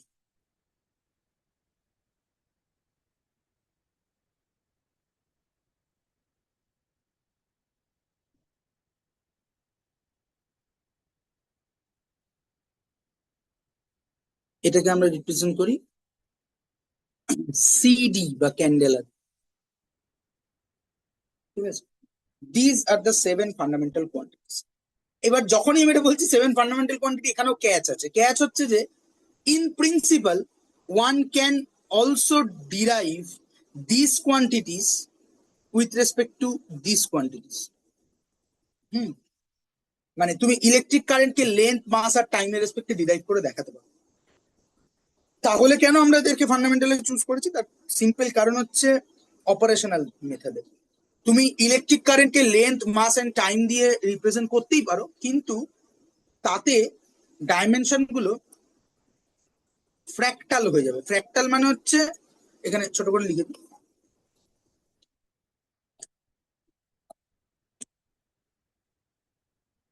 ফ্র্যাক্টাল মানে হচ্ছে ফ্র্যাকশনাল ডাইমেনশন। দেখো এটা একটু খটোমটো, ঠিক আছে, মানে আমি ডাইমেনশন বুঝলাম যে number of variable required to explicitly define something. Or fractional dimension কি করে হতে পারে, মানে একটা ভ্যারিয়েবল অর্ধেক আছে, আরেকটা ভ্যারিয়েবলের 2/3 আছে, এটা কি করে হতে পারে? বাট ম্যাথমেটিক্সে আছে, হ্যাঁ, এবং ফ্র্যাক্টাল খুবই একটা হ্যাপেনিং রিসার্চ সেক্টর। সো তুমি চাইলে ইলেকট্রিক কারেন্টকে লেন্থ, মাস এবং টাইমের রেসপেক্টে ডিফাইন করতেই পারো, কিন্তু তাতে করে তুমি দেখবে যে লেন্থ, মাস এবং টাইম গুলো স্কেল আপ হচ্ছে কোনো মানে ইন্টিজার ডাইমেনশনের রেসপেক্টে নয়, রাদার ফ্র্যাক্টাল ডাইমেনশন, ঠিক আছে। সো সেইটা একটু রিয়েলাইজ করো, ফিজিক্যালি রিয়েলাইজ, কারণ আলটিমেটলি তুমি ফিজিক্স পড়ছো, তো ফিজিক্যালি তোমাকে রিয়েলাইজ করতে হবে। সো ফিজিক্যালি ফ্র্যাক্টাল ডাইমেনশনকে রিয়েলাইজ করা একটু মুশকিল। তাই জন্য অপারেশনাল ফিজিক্সে আমরা ওই আরো কিছু fundamental quantity, namely electric current, thermodynamic temperature, amount of substance and luminous ইন্টেন্সিটিকে জায়গা দিয়েছি, সাজ দ্যাট আমাদের ওভারঅল অপারেশনাল মেথডটা যেন ইজি হয়, ঠিক আছে। তো এবার বাকি সমস্ত ফিজিক্যাল কোয়ান্টিটিকে আমরা এর টার্মসে লিখতে পারি। সেটা আমি খুব এক্সপ্লিসিটলি লিখে দেখাচ্ছি না, কারণ তুমি অলরেডি ফিজিক্সে এটা পড়েছো, ঠিক আছে, যে কি করে এটা জানো তো, যে প্রেশারকে কিভাবে লেখা যায়। করেছো না করোনি? না করলে করাবো। হ্যাঁ হ্যাঁ, পড়েছি প্রেশার। হ্যাঁ, তারপরে ডাইমেনশনাল অ্যানালাইসিস শিখেছো? হ্যাঁ। হুম, তিনটে ইয়ে পাওয়া যায়, সুবিধা পাওয়া যায় যদি ডাইমেনশন ঠিক করে লেখা হয়। হ্যাঁ, কি কি বলতে পারবে? um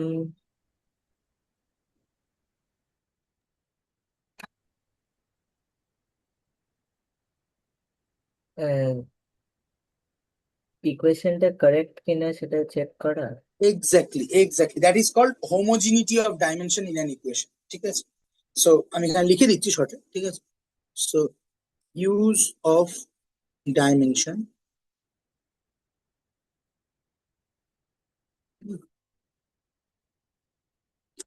এটাকেই বলা হয় dimension analysis.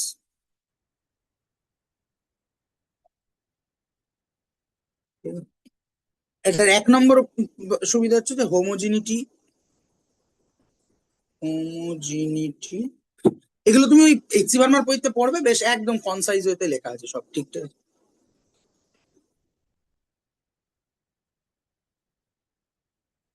Homogeneity of dimension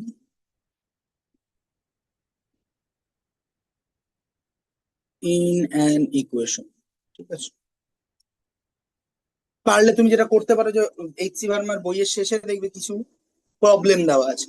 ওই প্রবলেম গুলো ঠিক পরীক্ষায় করার মতো প্রবলেম নয়, ওই প্রবলেম গুলো অনেক বেশি কনসেপচুয়াল প্রবলেম।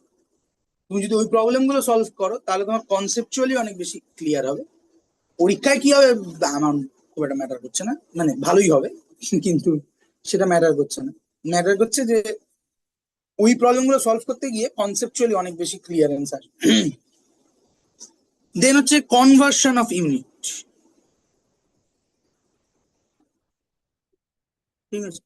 এইটা খুব কাজে লাগবে আমাদের, মানে আমরা যখনই সায়েন্সে কোনো অঙ্ক করতে যাবো বা কিছু করতে যাবো, ঠিক আছে, যে আমি যদি কোনো একটা ইউনিট থেকে আরেকটা ইউনিটের কনভার্সন ফ্যাক্টরটা নাও জানি, আমি ওইখানে বসে ক্যালকুলেট করে নিতে পারি, যদি আমি দুটো ফিজিক্যাল কোয়ান্টিটির ডাইমেনশন জানি।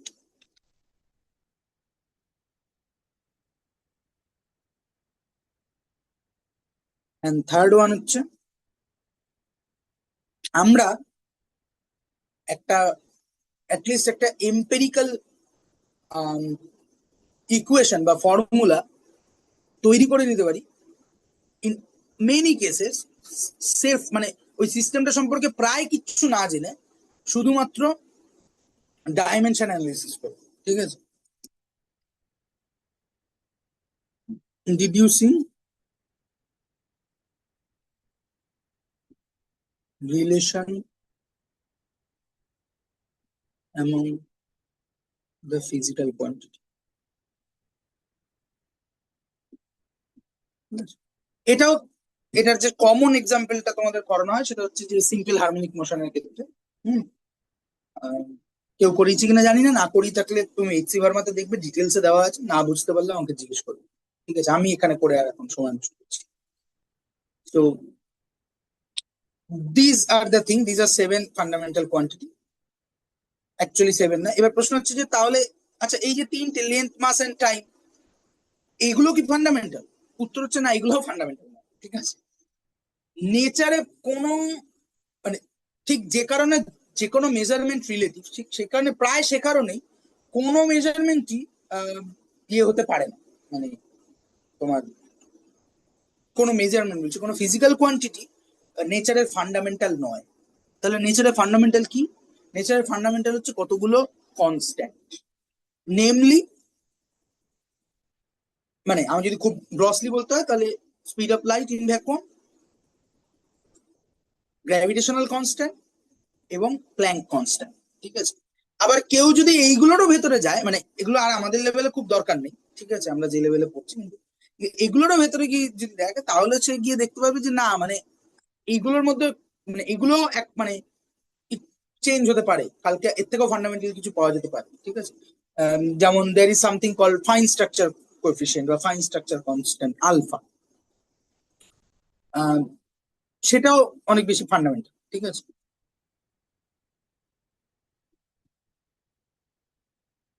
হুম সো এই আলফা হচ্ছে ফিজিসিস্টদের কনসিডারেশনে মোস্ট ফান্ডামেন্টাল, কি বলবো, মানে fine structure constant alpha, most fundamental numbers in the universe. ঠিক আছে, সব জায়গায় একে পাওয়া যায়। তো যাই হোক, তারপরে আরো আছে যেমন strong coupling constant, proton to electron mass ratio, cosmological constant এ, এইগুলো হচ্ছে অনেক বেশি ফান্ডামেন্টাল। হ্যাঁ, তো যাই হোক, এবার যেটা আমরা আগের দিন যেখানে গিয়ে থেমেছিলাম, তাহলে দেখো আমরা মোটামুটি স্টিচ করে ফেলেছি। আমরা একটুখানি ফিরে গিয়ে দেখাই যে আমরা এখান থেকে বলা শুরু করেছিলাম যে physical quantity and all that. Physical quantity কার, সেন্ট্রাল কোশ্চেন ছিল আমাদের যে all of the physical quantity কি ইউনিক? আমরা দেখলাম যে না, ইউনিক নয়। 7টা ইউনিক আমরা ধরেছি এবং তাদেরকে আমরা ফান্ডামেন্টাল বলেছি এবং তাদেরকে ডাইমেনশনের বেস ধরেছি, এবং সেই ডাইমেনশনাল স্পেসে বাকি সব ফিজিক্যাল কোয়ান্টিটিকে আমি ডিফাইন করব। এবং সেটা বলতে গিয়ে আমরা বুঝেছি যে ডাইমেনশন কি, কোথা থেকে আসে ইত্যাদি প্রভৃতি। এবং তারপরে বুঝেছি যে ওই যে 7টা আমরা চুজ করেছি, এই 7টাও ফান্ডামেন্টাল নয়, ওটা আমাদের চোজেন। 4টে তো ক্লিয়ারলি আমাদের চোজেন, মানে কোনো একটা প্রবলেম থেকে বাঁচতে আমরা ওটা চুজ করেছি।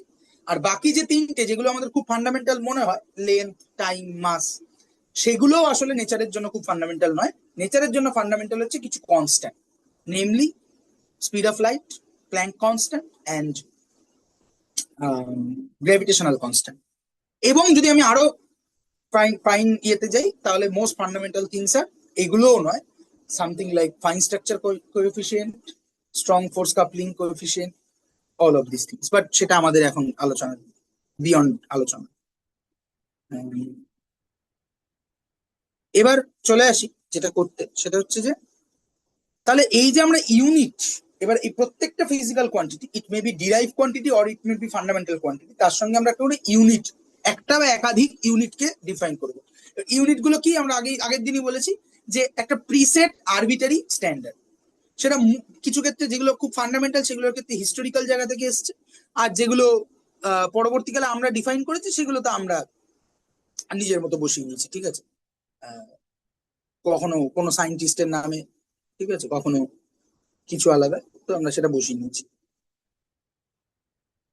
So the next question is who decides unit?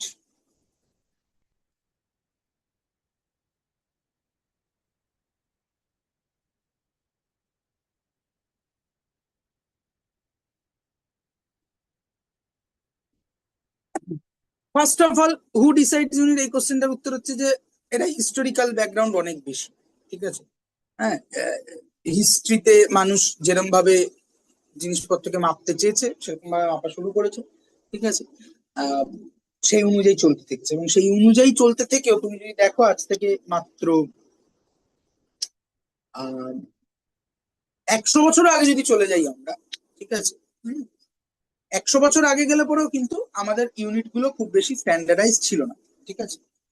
হুম, এবং সেটা প্রথম স্ট্যান্ডার্ডাইজ করা হয় অনেক পরে, 1971, যখন মোটামুটি মানে এটার প্রবলেমটা হচ্ছে যে আগে তো গ্লোবালাইজেশন ছিল না। ফলে ব্যাবিলনে কিছু একটা আবিষ্কার হচ্ছে, মিশরে কিছু একটা আবিষ্কার হচ্ছে, ভারতে কিছু একটা আবিষ্কার হচ্ছে, তারা তাদের কমপ্লিটলি তারা যেরকম ভাবে পারসিভ করেছে রিয়ালিটি, তার উপর বেস করে তারা ইউনিট সিস্টেম বানিয়েছে, সমস্ত কিছু বানিয়েছে, সেটার উপর বেস করে তারা গোটা জিনিসটাকে ডিজাইন করেছে।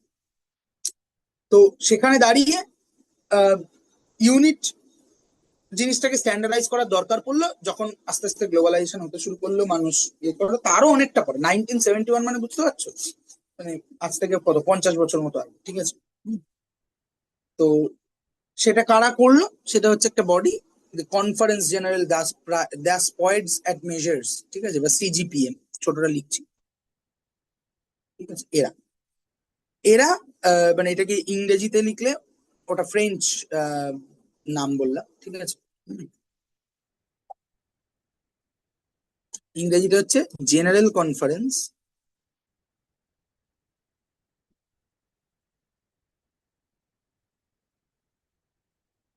অন ওয়েট অ্যান্ড মেজার,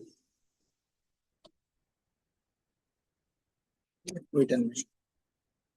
এরা বসে জিনিসপত্রগুলোকে ডিফাইন করবে, ঠিক আছে, যে কোনটাকে কি বলবো, শুধু কোনটাকে কি বলবো না, তার সঙ্গে সঙ্গে যেটা ডিফাইন করার দরকার পড়লো সেটা হচ্ছে যে আমি আহ, ইয়ে করবো কি করে, মানে আমি ধরো 1 মিটার বলছি, 1 মিটারটা কি, কাকে আমি 1 মিটার বলবো, ঠিক আছে, এইটা। হুম।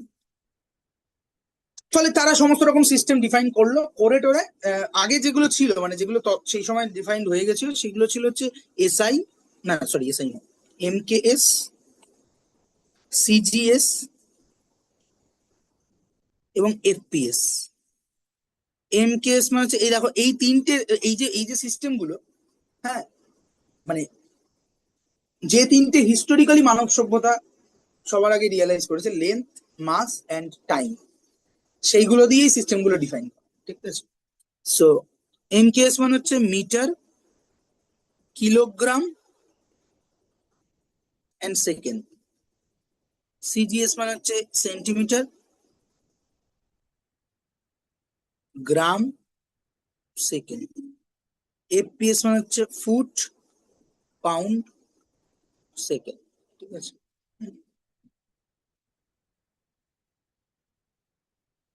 এবার যখন এই গোটা ওয়ার্ল্ড সিস্টেমটা বসলো 1971-এ, তারা মোটামুটি ভাবে এমকেএস সিস্টেমটাকে নিল, এবং এমকেএস সিস্টেমটার সঙ্গে আরো যে তারা নতুন ফিজিক্যাল কোয়ান্টিটি গুলোকে ডিফাইন করলো, সেইগুলোরও কিছু স্ট্যান্ডার্ড ইউনিট ধরে তারা একটা সিস্টেম বললো, যেটাকে বলা হলো এসআই, ঠিক আছে। হুম। এসআই নামটা একটু মিসলিডিং অ্যাকচুয়ালি, এসআই এর ফুল ফর্ম হচ্ছে ইন্টারন্যাশনাল স্ট্যান্ডার্ড অফ ইউনিট, ঠিক আছে। কিন্তু তাহলে এসআই কেন, আইএস হওয়া উচিত ছিল না, অ্যাকচুয়ালি ওটা ফ্রেঞ্চ নামটা দিয়ে বুঝতে হবে, লে সিস্টেমে ইন্টারন্যাশনাল ডে ইউনিটস, ঠিক আছে। তো ওখানে ওরা সিস্টেমটা আগে করে দিয়েছে, তাই জন্য এসআই, ঠিক আছে। সো এসআই সিস্টেম এটাই এখন সবচেয়ে standard system, which is based on MKS system, তার সঙ্গে আরো কিছু জিনিস অ্যাড করে। এবং তারপরে তারা ডিফাইন করলো যে এটা তো গেল সিস্টেম, আমি ডিফাইন করলাম, এবার আমি যে বলবো 1 মিটার, কাকে আমি 1 মিটার বলবো, হুম, এটাকে তো আমাকে ডিফাইন করতে হবে, যেহেতু কোনো মেজারমেন্ট অ্যাবসলিউট নয়। তার মানে আমি যে যার সাপেক্ষে রিলেটিভ মেজারমেন্টটা করছি, সেই রিলেটিভ জিনিসটাকে যদি আমি স্ট্যান্ডার্ডাইজ করতে না পারি, তাহলে তো আমি ঝামেলায় পড়বো, ঠিক আছে। মানে আহ, এটা খুব মজার যে কোনো দেশের ব্যাংক লুট করা, এগুলো সব ক্রাইম টাইম ইত্যাদি, মানে কোনো অর্গানাইজেশন, কোনো মোটিভ, তাদের তাদের কোনো দাবি দাওয়া পালন করার জন্য তারা যদি মনে করে যে এই যে ইয়েটা আছে আর কি, ঠিক আছে, ওদের যেখানে স্ট্যান্ডার্ড মিটার ফিটার এগুলো স্টোর করা আছে, ঠিক আছে, সেইটাকে যদি সে ধ্বংস করে দিতে চায় আর কি, ঠিক আছে, হ্যাঁ, তাহলে কিন্তু আমরা গোটা পৃথিবী বেশ চাপে পড়বো। মানে বুঝতে পারছো আমি কি বলছি? হ্যাঁ। বেসিক্যালি এই সিজিপিএম এর কোন একটা জায়গায়, আমি জায়গাটা এক্স্যাক্টলি ভুলে গেছি, ফ্রান্সেই কোথাও একটা, ঠিক আছে, তারা একটা ওই মানে একদম খুব ক্লোজ জায়গায়, ধরো একটা টাইটেনিয়াম আর টাংস্টেন কিসবের একটা অ্যালয় দিয়ে তৈরি করা একটা রডের মধ্যে দুটো লাইনকে মার্ক করেছে। মার্ক করে বলেছে দিস ইজ 1 মিটার, ঠিক আছে, আরবিটারি দিস ইজ 1 মিটার বলে ওই রকম 6খানা কপি তৈরি করেছে। কপি তৈরি করে ওখানে নাইট্রোজেন গ্যাসের ভিতরে, মানে ভীষণ ইনার্ট একটা এনভায়রনমেন্ট। কেন আমি সে কারণগুলো বলছি, করে ওটা প্রোটেক্টেড অবস্থায় রেখেছে। এবং বাকি দেশগুলোকেও দেখবে, ভারতেরও যেমন বিআইএস আছে, ঠিক আছে, যে ইন্টারন্যাশনাল স্ট্যান্ডার্ডের সাথে বিআইএসই তো বলে ওটা,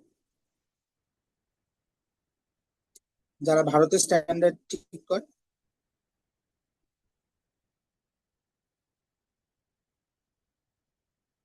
হ্যাঁ, ব্যুরো অফ ইন্ডিয়ান স্ট্যান্ডার্ড, ঠিক আছে, হ্যাঁ। তো এদের সাথে ব্যুরো অফ ইন্ডিয়ান স্ট্যান্ডার্ডের যোগাযোগ আছে, তার আমি ব্যুরো অফ ইন্ডিয়ান স্ট্যান্ডার্ডের কাছেও এরকম একটা মাপ আছে। এখন কেউ গিয়ে যদি ওই মাপগুলোকে, মানে একদম ফান্ডামেন্টাল যে মাপটা আছে ওটাকে নষ্ট করে দেয়, তাহলে গোটা পৃথিবীতে ক্যাওয়াস তৈরি হবে, ঠিক আছে। হুম, মানে এরকম অনেক কিছু আছে আমাদের পৃথিবীতে যেটা আমরা, মানে কত ফ্র্যাজাইল হিউম্যান সিভিলাইজেশন কিছু কিছু পয়েন্টে। সে ফর এক্সাম্পল, তুমি নিশ্চয়ই জানো যে পৃথিবীর 1-2 নম্বর বড় লোক হচ্ছে ইলন মাস্ক, তাই তো? কখনো একে থাকে, কখনো দুয়ে থাকে। তো ইলন মাস্কের টাকা কত?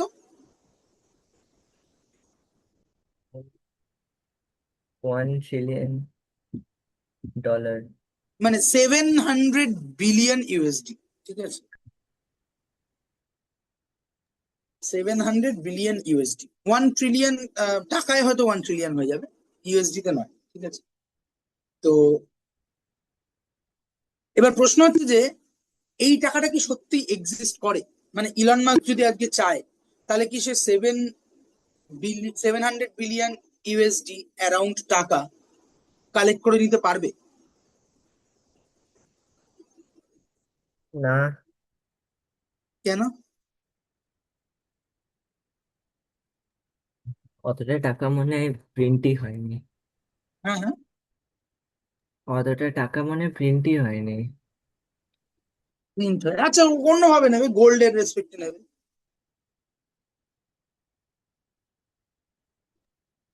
উম, না, অতটা টাকা প্রিন্ট হয়নি এটা বোধহয় ঠিক কথা নয়, কারণ টাকা আরো বেশি প্রিন্ট হয়েছে আমার ধারণা। লেট মি চেক, পেয়ে যাওয়া যাবে। আমি যদি শুধু ইউএসএ দেখি, what amount of USD actually printed and right now in current circulation in US.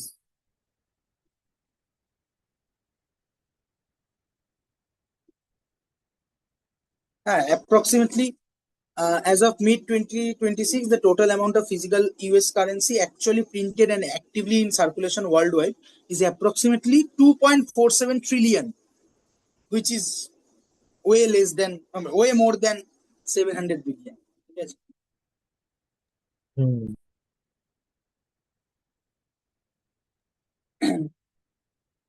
The answer is এই 700 বিলিয়ন ইউএসডি, এটা যদি ইলন মাস্ক আজকে ক্যাশ করতে চায়, ও খুব বেশি হলে আমি বলছি 5 বিলিয়ন ক্যাশ করে উঠতে পারবে, কি 10 বিলিয়ন। 700 বিলিয়ন থেকে 5 বিলিয়ন, ঠিক আছে। তার কারণ হচ্ছে অ্যাকচুয়ালি এই মানিটা এক্সিস্টই করে না, ইটস এ পারসেপশন ভ্যালু। মানে মূলত তো ও যে কোম্পানিগুলো আছে তার শেয়ারে আছে, এবং টেসলা শেয়ার আজকে তুমি কিনতে চাও, তাই মানে মানি ইজ দ্য মোস্ট, আমি খুব আলোচনায় যেতে চাইছি না, এটা পরে আরেকদিন করবো। মানে money is the most meaningless thing in human civilisation ever created, most meaningless thing. তার মানে এটা নয় যে মানি ইউজলেস। মানিকে তৈরি করা হয়েছিল একটা ইউজ ইউজ করার জন্য, যে তুমি জিন্সের প্যান্ট বানাও, আমি চাল বানাই। সো মানে প্রথমে ওরকমই ছিল যে তোমার চাল দরকার হয়, আমি তোমার চাল দেবো, আমার জিন্সের প্যান্ট দরকার হয়, তুমি আমার জিন্সের প্যান্ট দেবে। তারপর একটা সময় গিয়ে মানুষের মনে হলো যে না, আমার ইকুইভ্যালেন্স পয়েন্ট দরকার আছে। হুম, যে আমার একটা জিন্সের প্যান্ট আর একটা চাল, এই দুটো তো সিমিলার নয়, তাহলে কোথায় গিয়ে আমি সিমিলার মেহনত লাগছে না, লেবার লাগছে না। The only fundamental thing is human labour. Money is not certainly that. Money is a representation, a flood vague representation of human labour, ঠিক আছে? এবার কেন মানি মিনিংলেস, তার কারণ হচ্ছে একটা পেন, তার দাম 10 টাকা। এটার কারণ হচ্ছে অনেকগুলো মানুষ ওই পেনটা 10 টাকা দিয়ে কিনতে চায়। সেম অ্যাজ একটা টেসলা শেয়ারের আজকে যদি দাম 1 কোটি টাকা হয়, ও জানি না কত দাম, ওর এবার দাম কিছু একটা, তাহলে সেটার কারণ হচ্ছে অনেকগুলো মানুষ সেই টাকা দিয়ে ওটা কিনতে চায়। The very moment Elon Musk বলবে যে আমার সমস্ত শেয়ার আমি বেঁচে দিতে চাই, কেউ মানে প্রথম দিকে তাও আস্তে আস্তে কিনতে, কিন্তু এরা প্যানিক তৈরি হবে যে আচ্ছা, ইলন মাস্ক যে কোম্পানির মালিক সেই শেয়ারটা কিনে ফেলে দিতে চাই, যে তার মানে নিশ্চয়ই কোম্পানিটা এখনো ভবিষ্যৎ নেই। সো গ্র্যাজুয়ালি, মানে ড্রাস্টিক্যালি, উইদিন ফিউ আওয়ার্স টেসলার শেয়ার ঝপ করে পড়ে যাবে, ঠিক আছে? সো ওইটুকু সময়ের মধ্যে যেটুকু টাকা, মানে যেটুকু বেচতে পারবে, সেইটুকুই আলটিমেটলি ইয়ে হবে। এবার প্রবলেমটা হচ্ছে এটা একটা ইলিউশন। এই ইলিউশনের প্রবলেম হচ্ছে ইলন মাস্ক যদি কালকে এটা করে, সব থেকে বেশি এফেক্টেড হবে যে একদম তলায় আছে। পুরো সমস্ত জিনিস স্টল হয়ে যাবে, হয়ে যাওয়ার কথা নয়, কিন্তু আমরা ওই ইলিউশন থেকে বেরিয়ে আসতে চাইবো না, যে there is a illusion of money. সেই ইলিউশন থেকে আমি বেরিয়ে আসতে চাইছি না।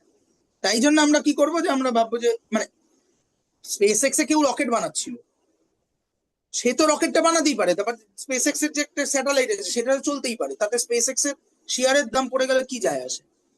কিন্তু গোটা ইলিউশনটাকে এমন ভাবে সার্কেল ব্যাক করা আছে যে ওটা পুরো ক্র্যাশ করে যাবে ইকোনমি, এবং সব থেকে মানে যে যত তলায় আছে সে সব থেকে বেশি ঝামেলায় পড়বে, ঠিক আছে?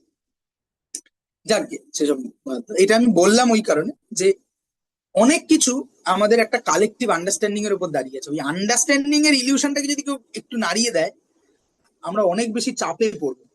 আহ, যেটা আরো অনেক কিছু চাপের থেকে অনেক বেশি চাপে, মানে আমরা ভাবতে পারি যে একটা দেশে যুদ্ধ হলে পরে অনেক বেশি ক্ষতি হবে ইত্যাদি, হবে, নিশ্চিতভাবে হবে।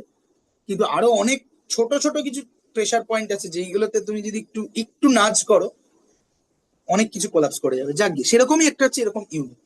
হ্যাঁ, তো যখন এই ইউনিট গুলো বানালো, তখন কি কি পয়েন্ট মাথায় রাখতে হয়েছিল ওদেরকে? আমি কাকে ইউনিট হিসেবে ডিফাইন করবো, মানে ফিজিক্যালি কাদেরকে ইউনিট হিসেবে ডিফাইন করবো? একটা হচ্ছে ইনভেরিয়েবিলিটি, ঠিক আছে?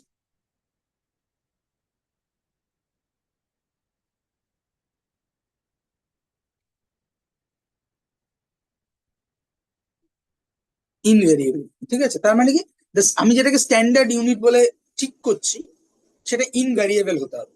হ্যাঁ, মানে আমি একটা লোহার রড নিয়ে আমি 1 মিটার ডিফাইন করলাম, আর লোহার রডটাকে ফেলে রাখলাম, লোহার রডটায় জং ধরে গেল, রাস্ট পড়ে গেল, ও সাইজ শ্রিঙ্ক করে গেল, হবে না, ঠিক আছে?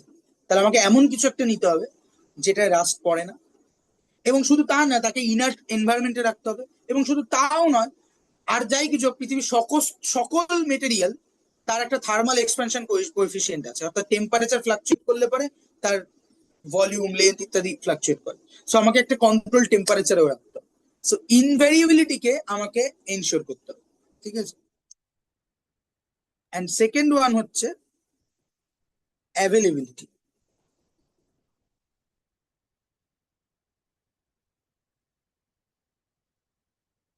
অ্যাভেলেবিলিটি, স্ট্যান্ডার্ড ইউনিটটা সবার কাছে ইজিলি অ্যাভেলেবেল হতে হবে, যাতে কম্পেয়ার করে দেখা যায়। হ্যাঁ, আমি একটা বানিয়ে রেখে দিলাম, তাহলে তো ওটা স্ট্যান্ডার্ডই হলো, ঠিক আছে? ইজিলি অ্যাভেলেবেল হতে হবে।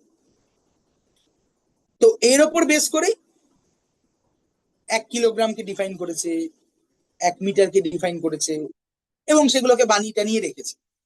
কিন্তু মানুষ তো এটাও বোঝে যে এই যে আমরা একটা বা দুটো বা পাঁচটা ফিজিক্যাল জিনিসের সাথে এই জিনিসটাকে রিলেট করছি, কালকে কোনো কারণে যদি এই ফিজিক্যাল সিস্টেমটা নড়ে যায়, ফলে অনেক বড় ক্ষতি হয়ে যাবে।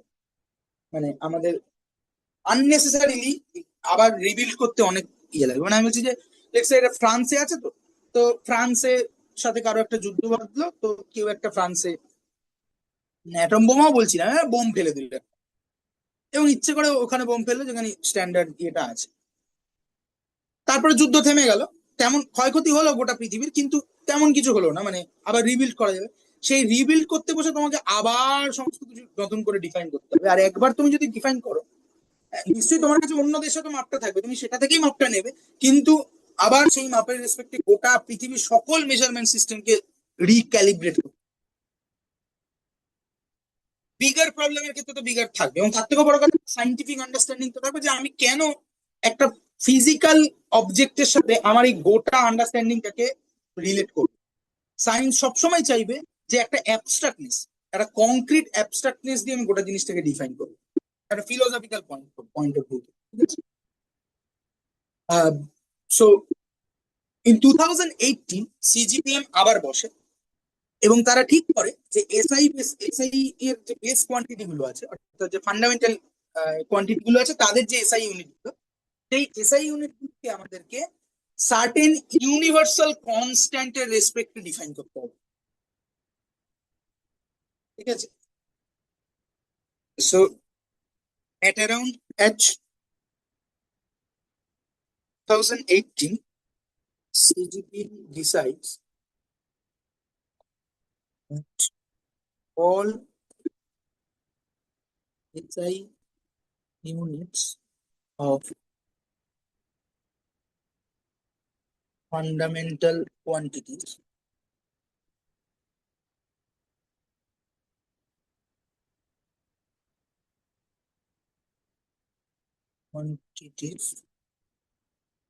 must be defined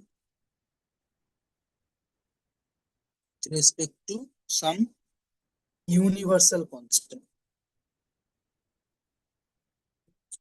তাতে কি, তাতে যদি পৃথিবী ধ্বংস হয়ে যায় আর 1,000 মানুষ বাঁচে, তাহলে ওই 1,000টা মানুষ যখন আবার রিবিল্ড করবে, তারা শুধু ইউনিভার্সাল কনস্ট্যান্ট গুলো মেপে দিলে পরেই গোটা জিনিসটাকে ডিফাইন করে ফেলতে পারবে। ঠিক আছে। হ্যাঁ, হ্যাঁ, এটা করে দেখো দুটো জিনিস, একটা হচ্ছে যে ইউনিভার্সাল কনস্ট্যান্টের থেকে বেশি অ্যাভেলেবেল আর কিছু হতে পারে না, তাই না? যে দুটো পয়েন্ট আমরা বলেছিলাম, যে ইনভেরিয়েবিলিটি এবং অ্যাভেলেবিলিটি, ইউনিভার্সাল কনস্ট্যান্টের থেকে বেশি অ্যাভেলেবেল কিছু হতে পারে। মানে ইউনিভার্সাল হুম। কনস্ট্যান্টকে আমিও মেপে ফেলতে পারি, যদি আমি কি করে মাপতে পারি সেটা জানি। And invariability প্রশ্ন, universal constant invariable, obviously that is why it's universal constant. ঠিক আছে। সো এটা ডিফাইন করা হলো, এবং নতুন ডেফিনেশন করা হলো 20th May 2019 থেকে নতুন ডেফিনেশন গুলো আছে। Definition of standard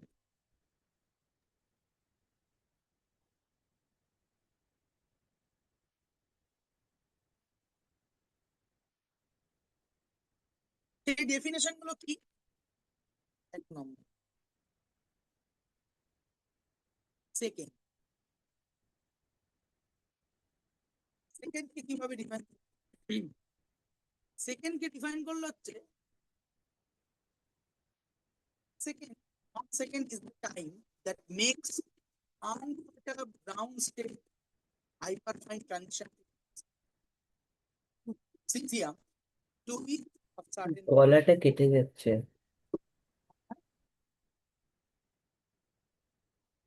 Hello. Hello,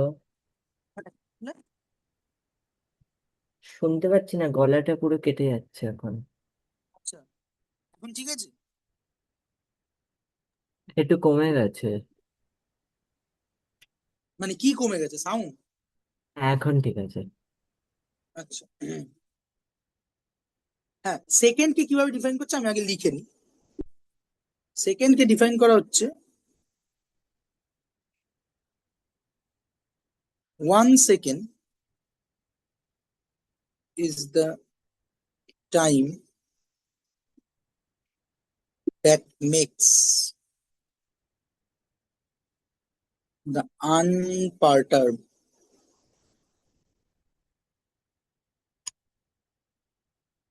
ground state hyperfine transition frequency. এর অনেক কিছু তুমি এখন বুঝতে পারবে না, বাট আমি চেষ্টা করছি। Delta new of caesium to be 919 2631770 when expressed in the unit hertz, ঠিক আছে, which is equal to second inverse, ঠিক আছে। কিছুই না, এখানে এই আন পার্টটা এইসব বুঝতে হবে না, মানে মোদ্দা কথা তুমি অ্যাটমিক স্ট্রাকচার একটু যদি কোথাও পড়ে থাকো, আমরা তো পড়বো, তুমি নিশ্চয়ই জানো যে অ্যাটমিক স্ট্রাকচারে এরকম কতগুলো এনার্জি লেভেল হয়, তাই না?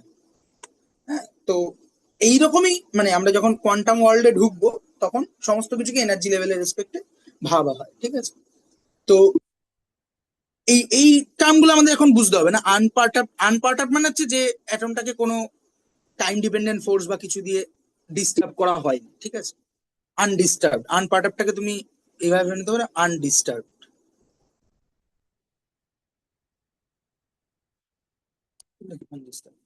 হ্যাঁ, গ্রাউন্ড স্টেট মানে হচ্ছে একদম তার লোয়ার এনার্জি স্টেটে আছে, ঠিক আছে। হাইপারফাইন ট্রানজিশন, হাইপারফাইনটা না বুঝলেও চলবে আপাতত।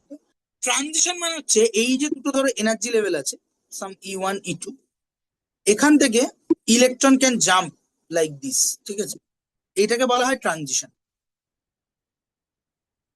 ঠিক আছে। এবং এরকম ট্রানজিশন হলে পরে আমরা পরবর্তীকালে স্পেক্ট্রা তো আমি পড়াচ্ছিলাম, স্পেক্ট্রা পড়িয়েছিলাম না একদম প্রথম দিনে, খুবই আলগোছে পড়িয়েছিলাম। তো সেখানে বলেছেন যে ইলেকট্রন যখন জাম্প করে তখন আইদার সে এনার্জি, মানে ইলেকট্রন জাম্প করলে লোয়ার এনার্জি থেকে যখন আপার এনার্জিতে জাম্প করে তখন এনার্জি অ্যাবজর্ব করে, আর হায়ার এনার্জি থেকে লোয়ার এনার্জিতে যখন জাম্প করে তখন এনার্জি রিলিজ করে, ঠিক আছে। সো সেটা এখন ইম্পর্টেন্ট না, ইম্পর্টেন্ট হচ্ছে ওই ওই জাম্পটাকেই বলা হয় ট্রানজিশন, ঠিক আছে। একটা এনার্জি সেট থেকে আরেকটা এনার্জি সেটে সে ট্রানজিশন করছে। এবার এই ডেফিনেশনটা যেটা বলছে যে তুমি একটা সিজিয়াম অ্যাটম নাও যেটা আনপার্টার, এবং তার গ্রাউন্ড স্টেট হাইপারফাইন ট্রানজিশন, কোন একটা পার্টিকুলার ট্রানজিশন, সেটা আমাদের এখন বুঝতে হবে। সেই ট্রানজিশনটা ও এত টাইমস, অর্থাৎ কত, একক, দশক, শতক, হাজার, অযুত, লক্ষ, নিযুত, কোটি, মানে 919,26,31,770 বার এই ইলেকট্রনটা গ্রাউন্ড ওই পার্টিকুলার লেভেলে ট্রানজিশন করতে যে সময়টা নেয় সেটাই হচ্ছে 1 সেকেন্ড। বুঝা গেল?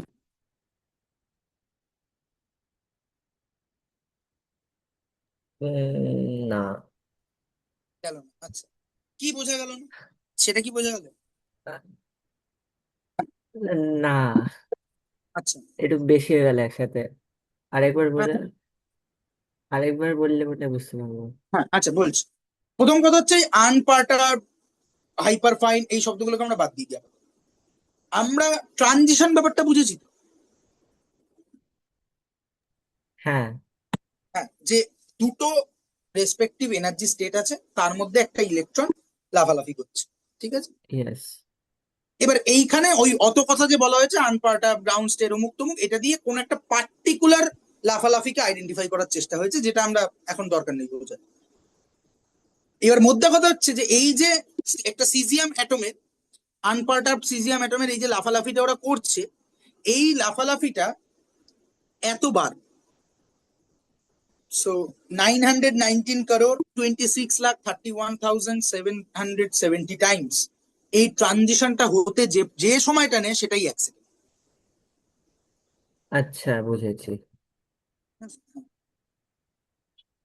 তার মানে দেখো, তুমি সবকিছু যদি ধ্বংস হয়ে যায়, অ্যাজ লং অ্যাজ ইউনিভার্সে একটা সিজিয়াম অ্যাটম এক্সিস্ট করে, you can devise a set up যেটা থ্রু দিয়ে তুমি আবার 1 সেকেন্ডকে ডিফাইন করে নিতে পারবে, তাই হুম। না? হুম। হ্যাঁ। এরপরে হচ্ছে মিটার।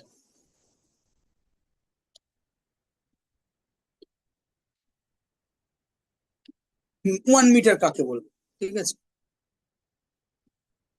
আবার লিখে 1 metre is the length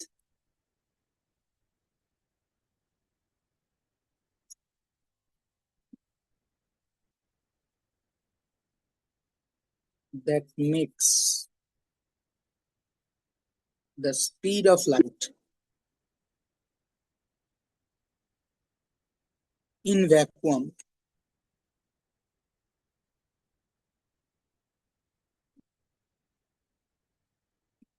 to be 299792458 when expressed in meter second inverse, ঠিক আছে?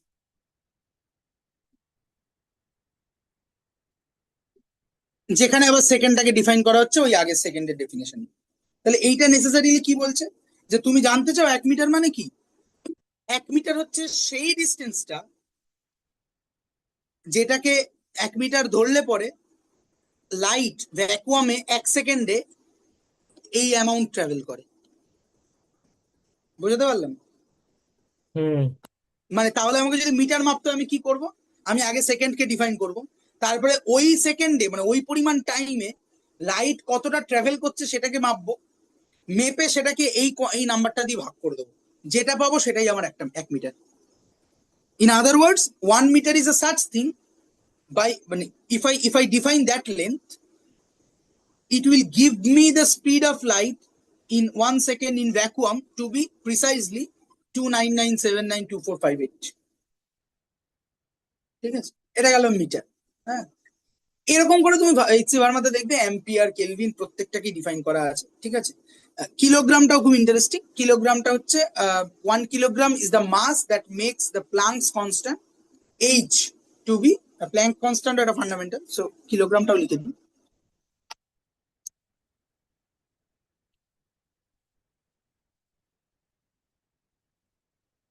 কিলোগ্রাম, কিলোগ্রাম কি 1 kilogram 1 KG is the mass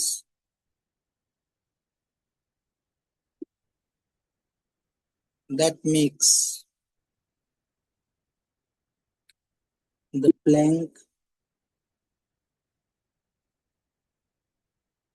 Planck's constant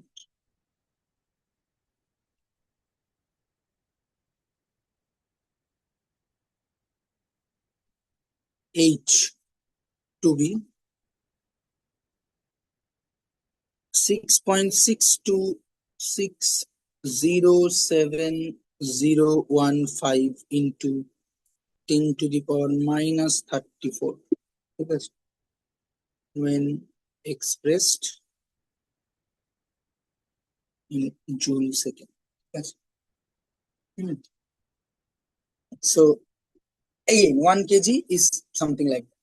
তোমাকে আমি একটা ভিডিও লিংক পাঠাবো, ভিডিওটা দেখো। অ্যাকচুয়ালি 1 কিলোগ্রামকে ডিফাইন করার আরেকটা বেটার মেথড, মানে বেটার এই অর্থে বেটার নয়, এইটা সবচেয়ে ফান্ডামেন্টাল অবভিয়াসলি, কারণ তুমি এটাকে ইউনিভার্সাল কনস্ট্যান্টের রেসপেক্টে ট্যাগ ইন করছো।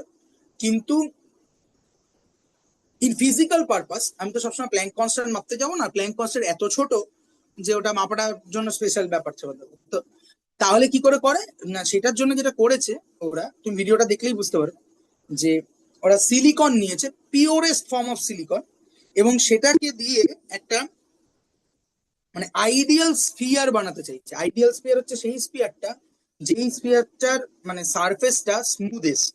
ঠিক আছে, মানে ভিডিওটার ট্যাগলাইনটাই এটা হচ্ছে ওয়ার্ল্ড স্মুথেস্ট অবজেক্ট। ঠিক আছে, সো ওরা একটা স্মুথ স্ফিয়ার বানাতে চেয়েছে, কারণ যদি স্মুথ স্ফিয়ারও বানাতে পারে তাহলে ও এখান থেকে এক্স্যাক্টলি ভলিউমটা ক্যালকুলেট করতে পারবে 4/3 আর পাই আর কিউব দিয়ে। আর যেই এক্স্যাক্ট ভলিউমটাও ক্লিয়ার করতে মানে ডিফাইন করতে পারবে। ঠিক আছে, যেহেতু এটা silicon in its pure form, ওর ক্রিস্টাল স্ট্রাকচার জানি আমরা, তাহলে ওই পার ইউনিট ভলিউমে কতগুলো সিলিকনের অ্যাটম আছে সেটা আমরা জানি বাই ম্যাথমেটিক্যাল নোয়ান্স, এবং একটা সিলিকনের মাস আমরা জানি, সেখান থেকে আমরা ডেনসিটি ইত্যাদি ক্যালকুলেট করে 1 কিলোগ্রামকে ডিফাইন করতে পারবো। ঠিক আছে, সো এটা একটা মানে অপারেশন ভিডিও আছে, আমি পাঠাবো। ভেরিটাসিয়াম বলে একটা চ্যানেল আছে, তাদের ভিডিও। আমি দেখেছি ওটা। দেখেছো? আচ্ছা, বাহ। হ্যাঁ। হুম, ভেরিটাসিয়াম দেখো তার মানে। হ্যাঁ। ভেরিটাসিয়াম খুবই ভালো। এখন ওরা প্রচুর ভিডিও বের করছে, আগে এত ভিডিও বের করতো না, কিন্তু যেটা করতো অনেক ইয়ে করে। এখন ওরা একটা টিম হয়ে গেছে, obviously one of the largest scientific YouTube channel in world. ফলে ওরা তো একরকম ভাবে অপারেট করবেই। আমি ভেরিটাসিয়ামের খুব পুরনো রেডিয়েশন দেখছি কম করে 2015 সালটা, রেডিয়েশন চালুই হয়েছে বোধহয় 2012 কি 14 এরকম সময়। তো হুম। যাই হোক, হ্যাঁ, তো ঠিক আছে, এই অবধি থাকুক নাকি? ঠিক আছে। কোনো প্রশ্ন থাকলে বলো। না, প্রশ্ন নেই, সবই বুঝতে পারছি। ঠিক আছে, এইচসি ভার্মাটা পড়বে আপাতত, মানে এইচসি ভার্মা পড়লে হয়ে যাবে। ঠিক আছে, আর তারপরে আমরা নেক্সট দিন থেকে অ্যাটমিক স্ট্রাকচারে ঢুকে যাবো। ঠিক আছে। ঠিক আছে।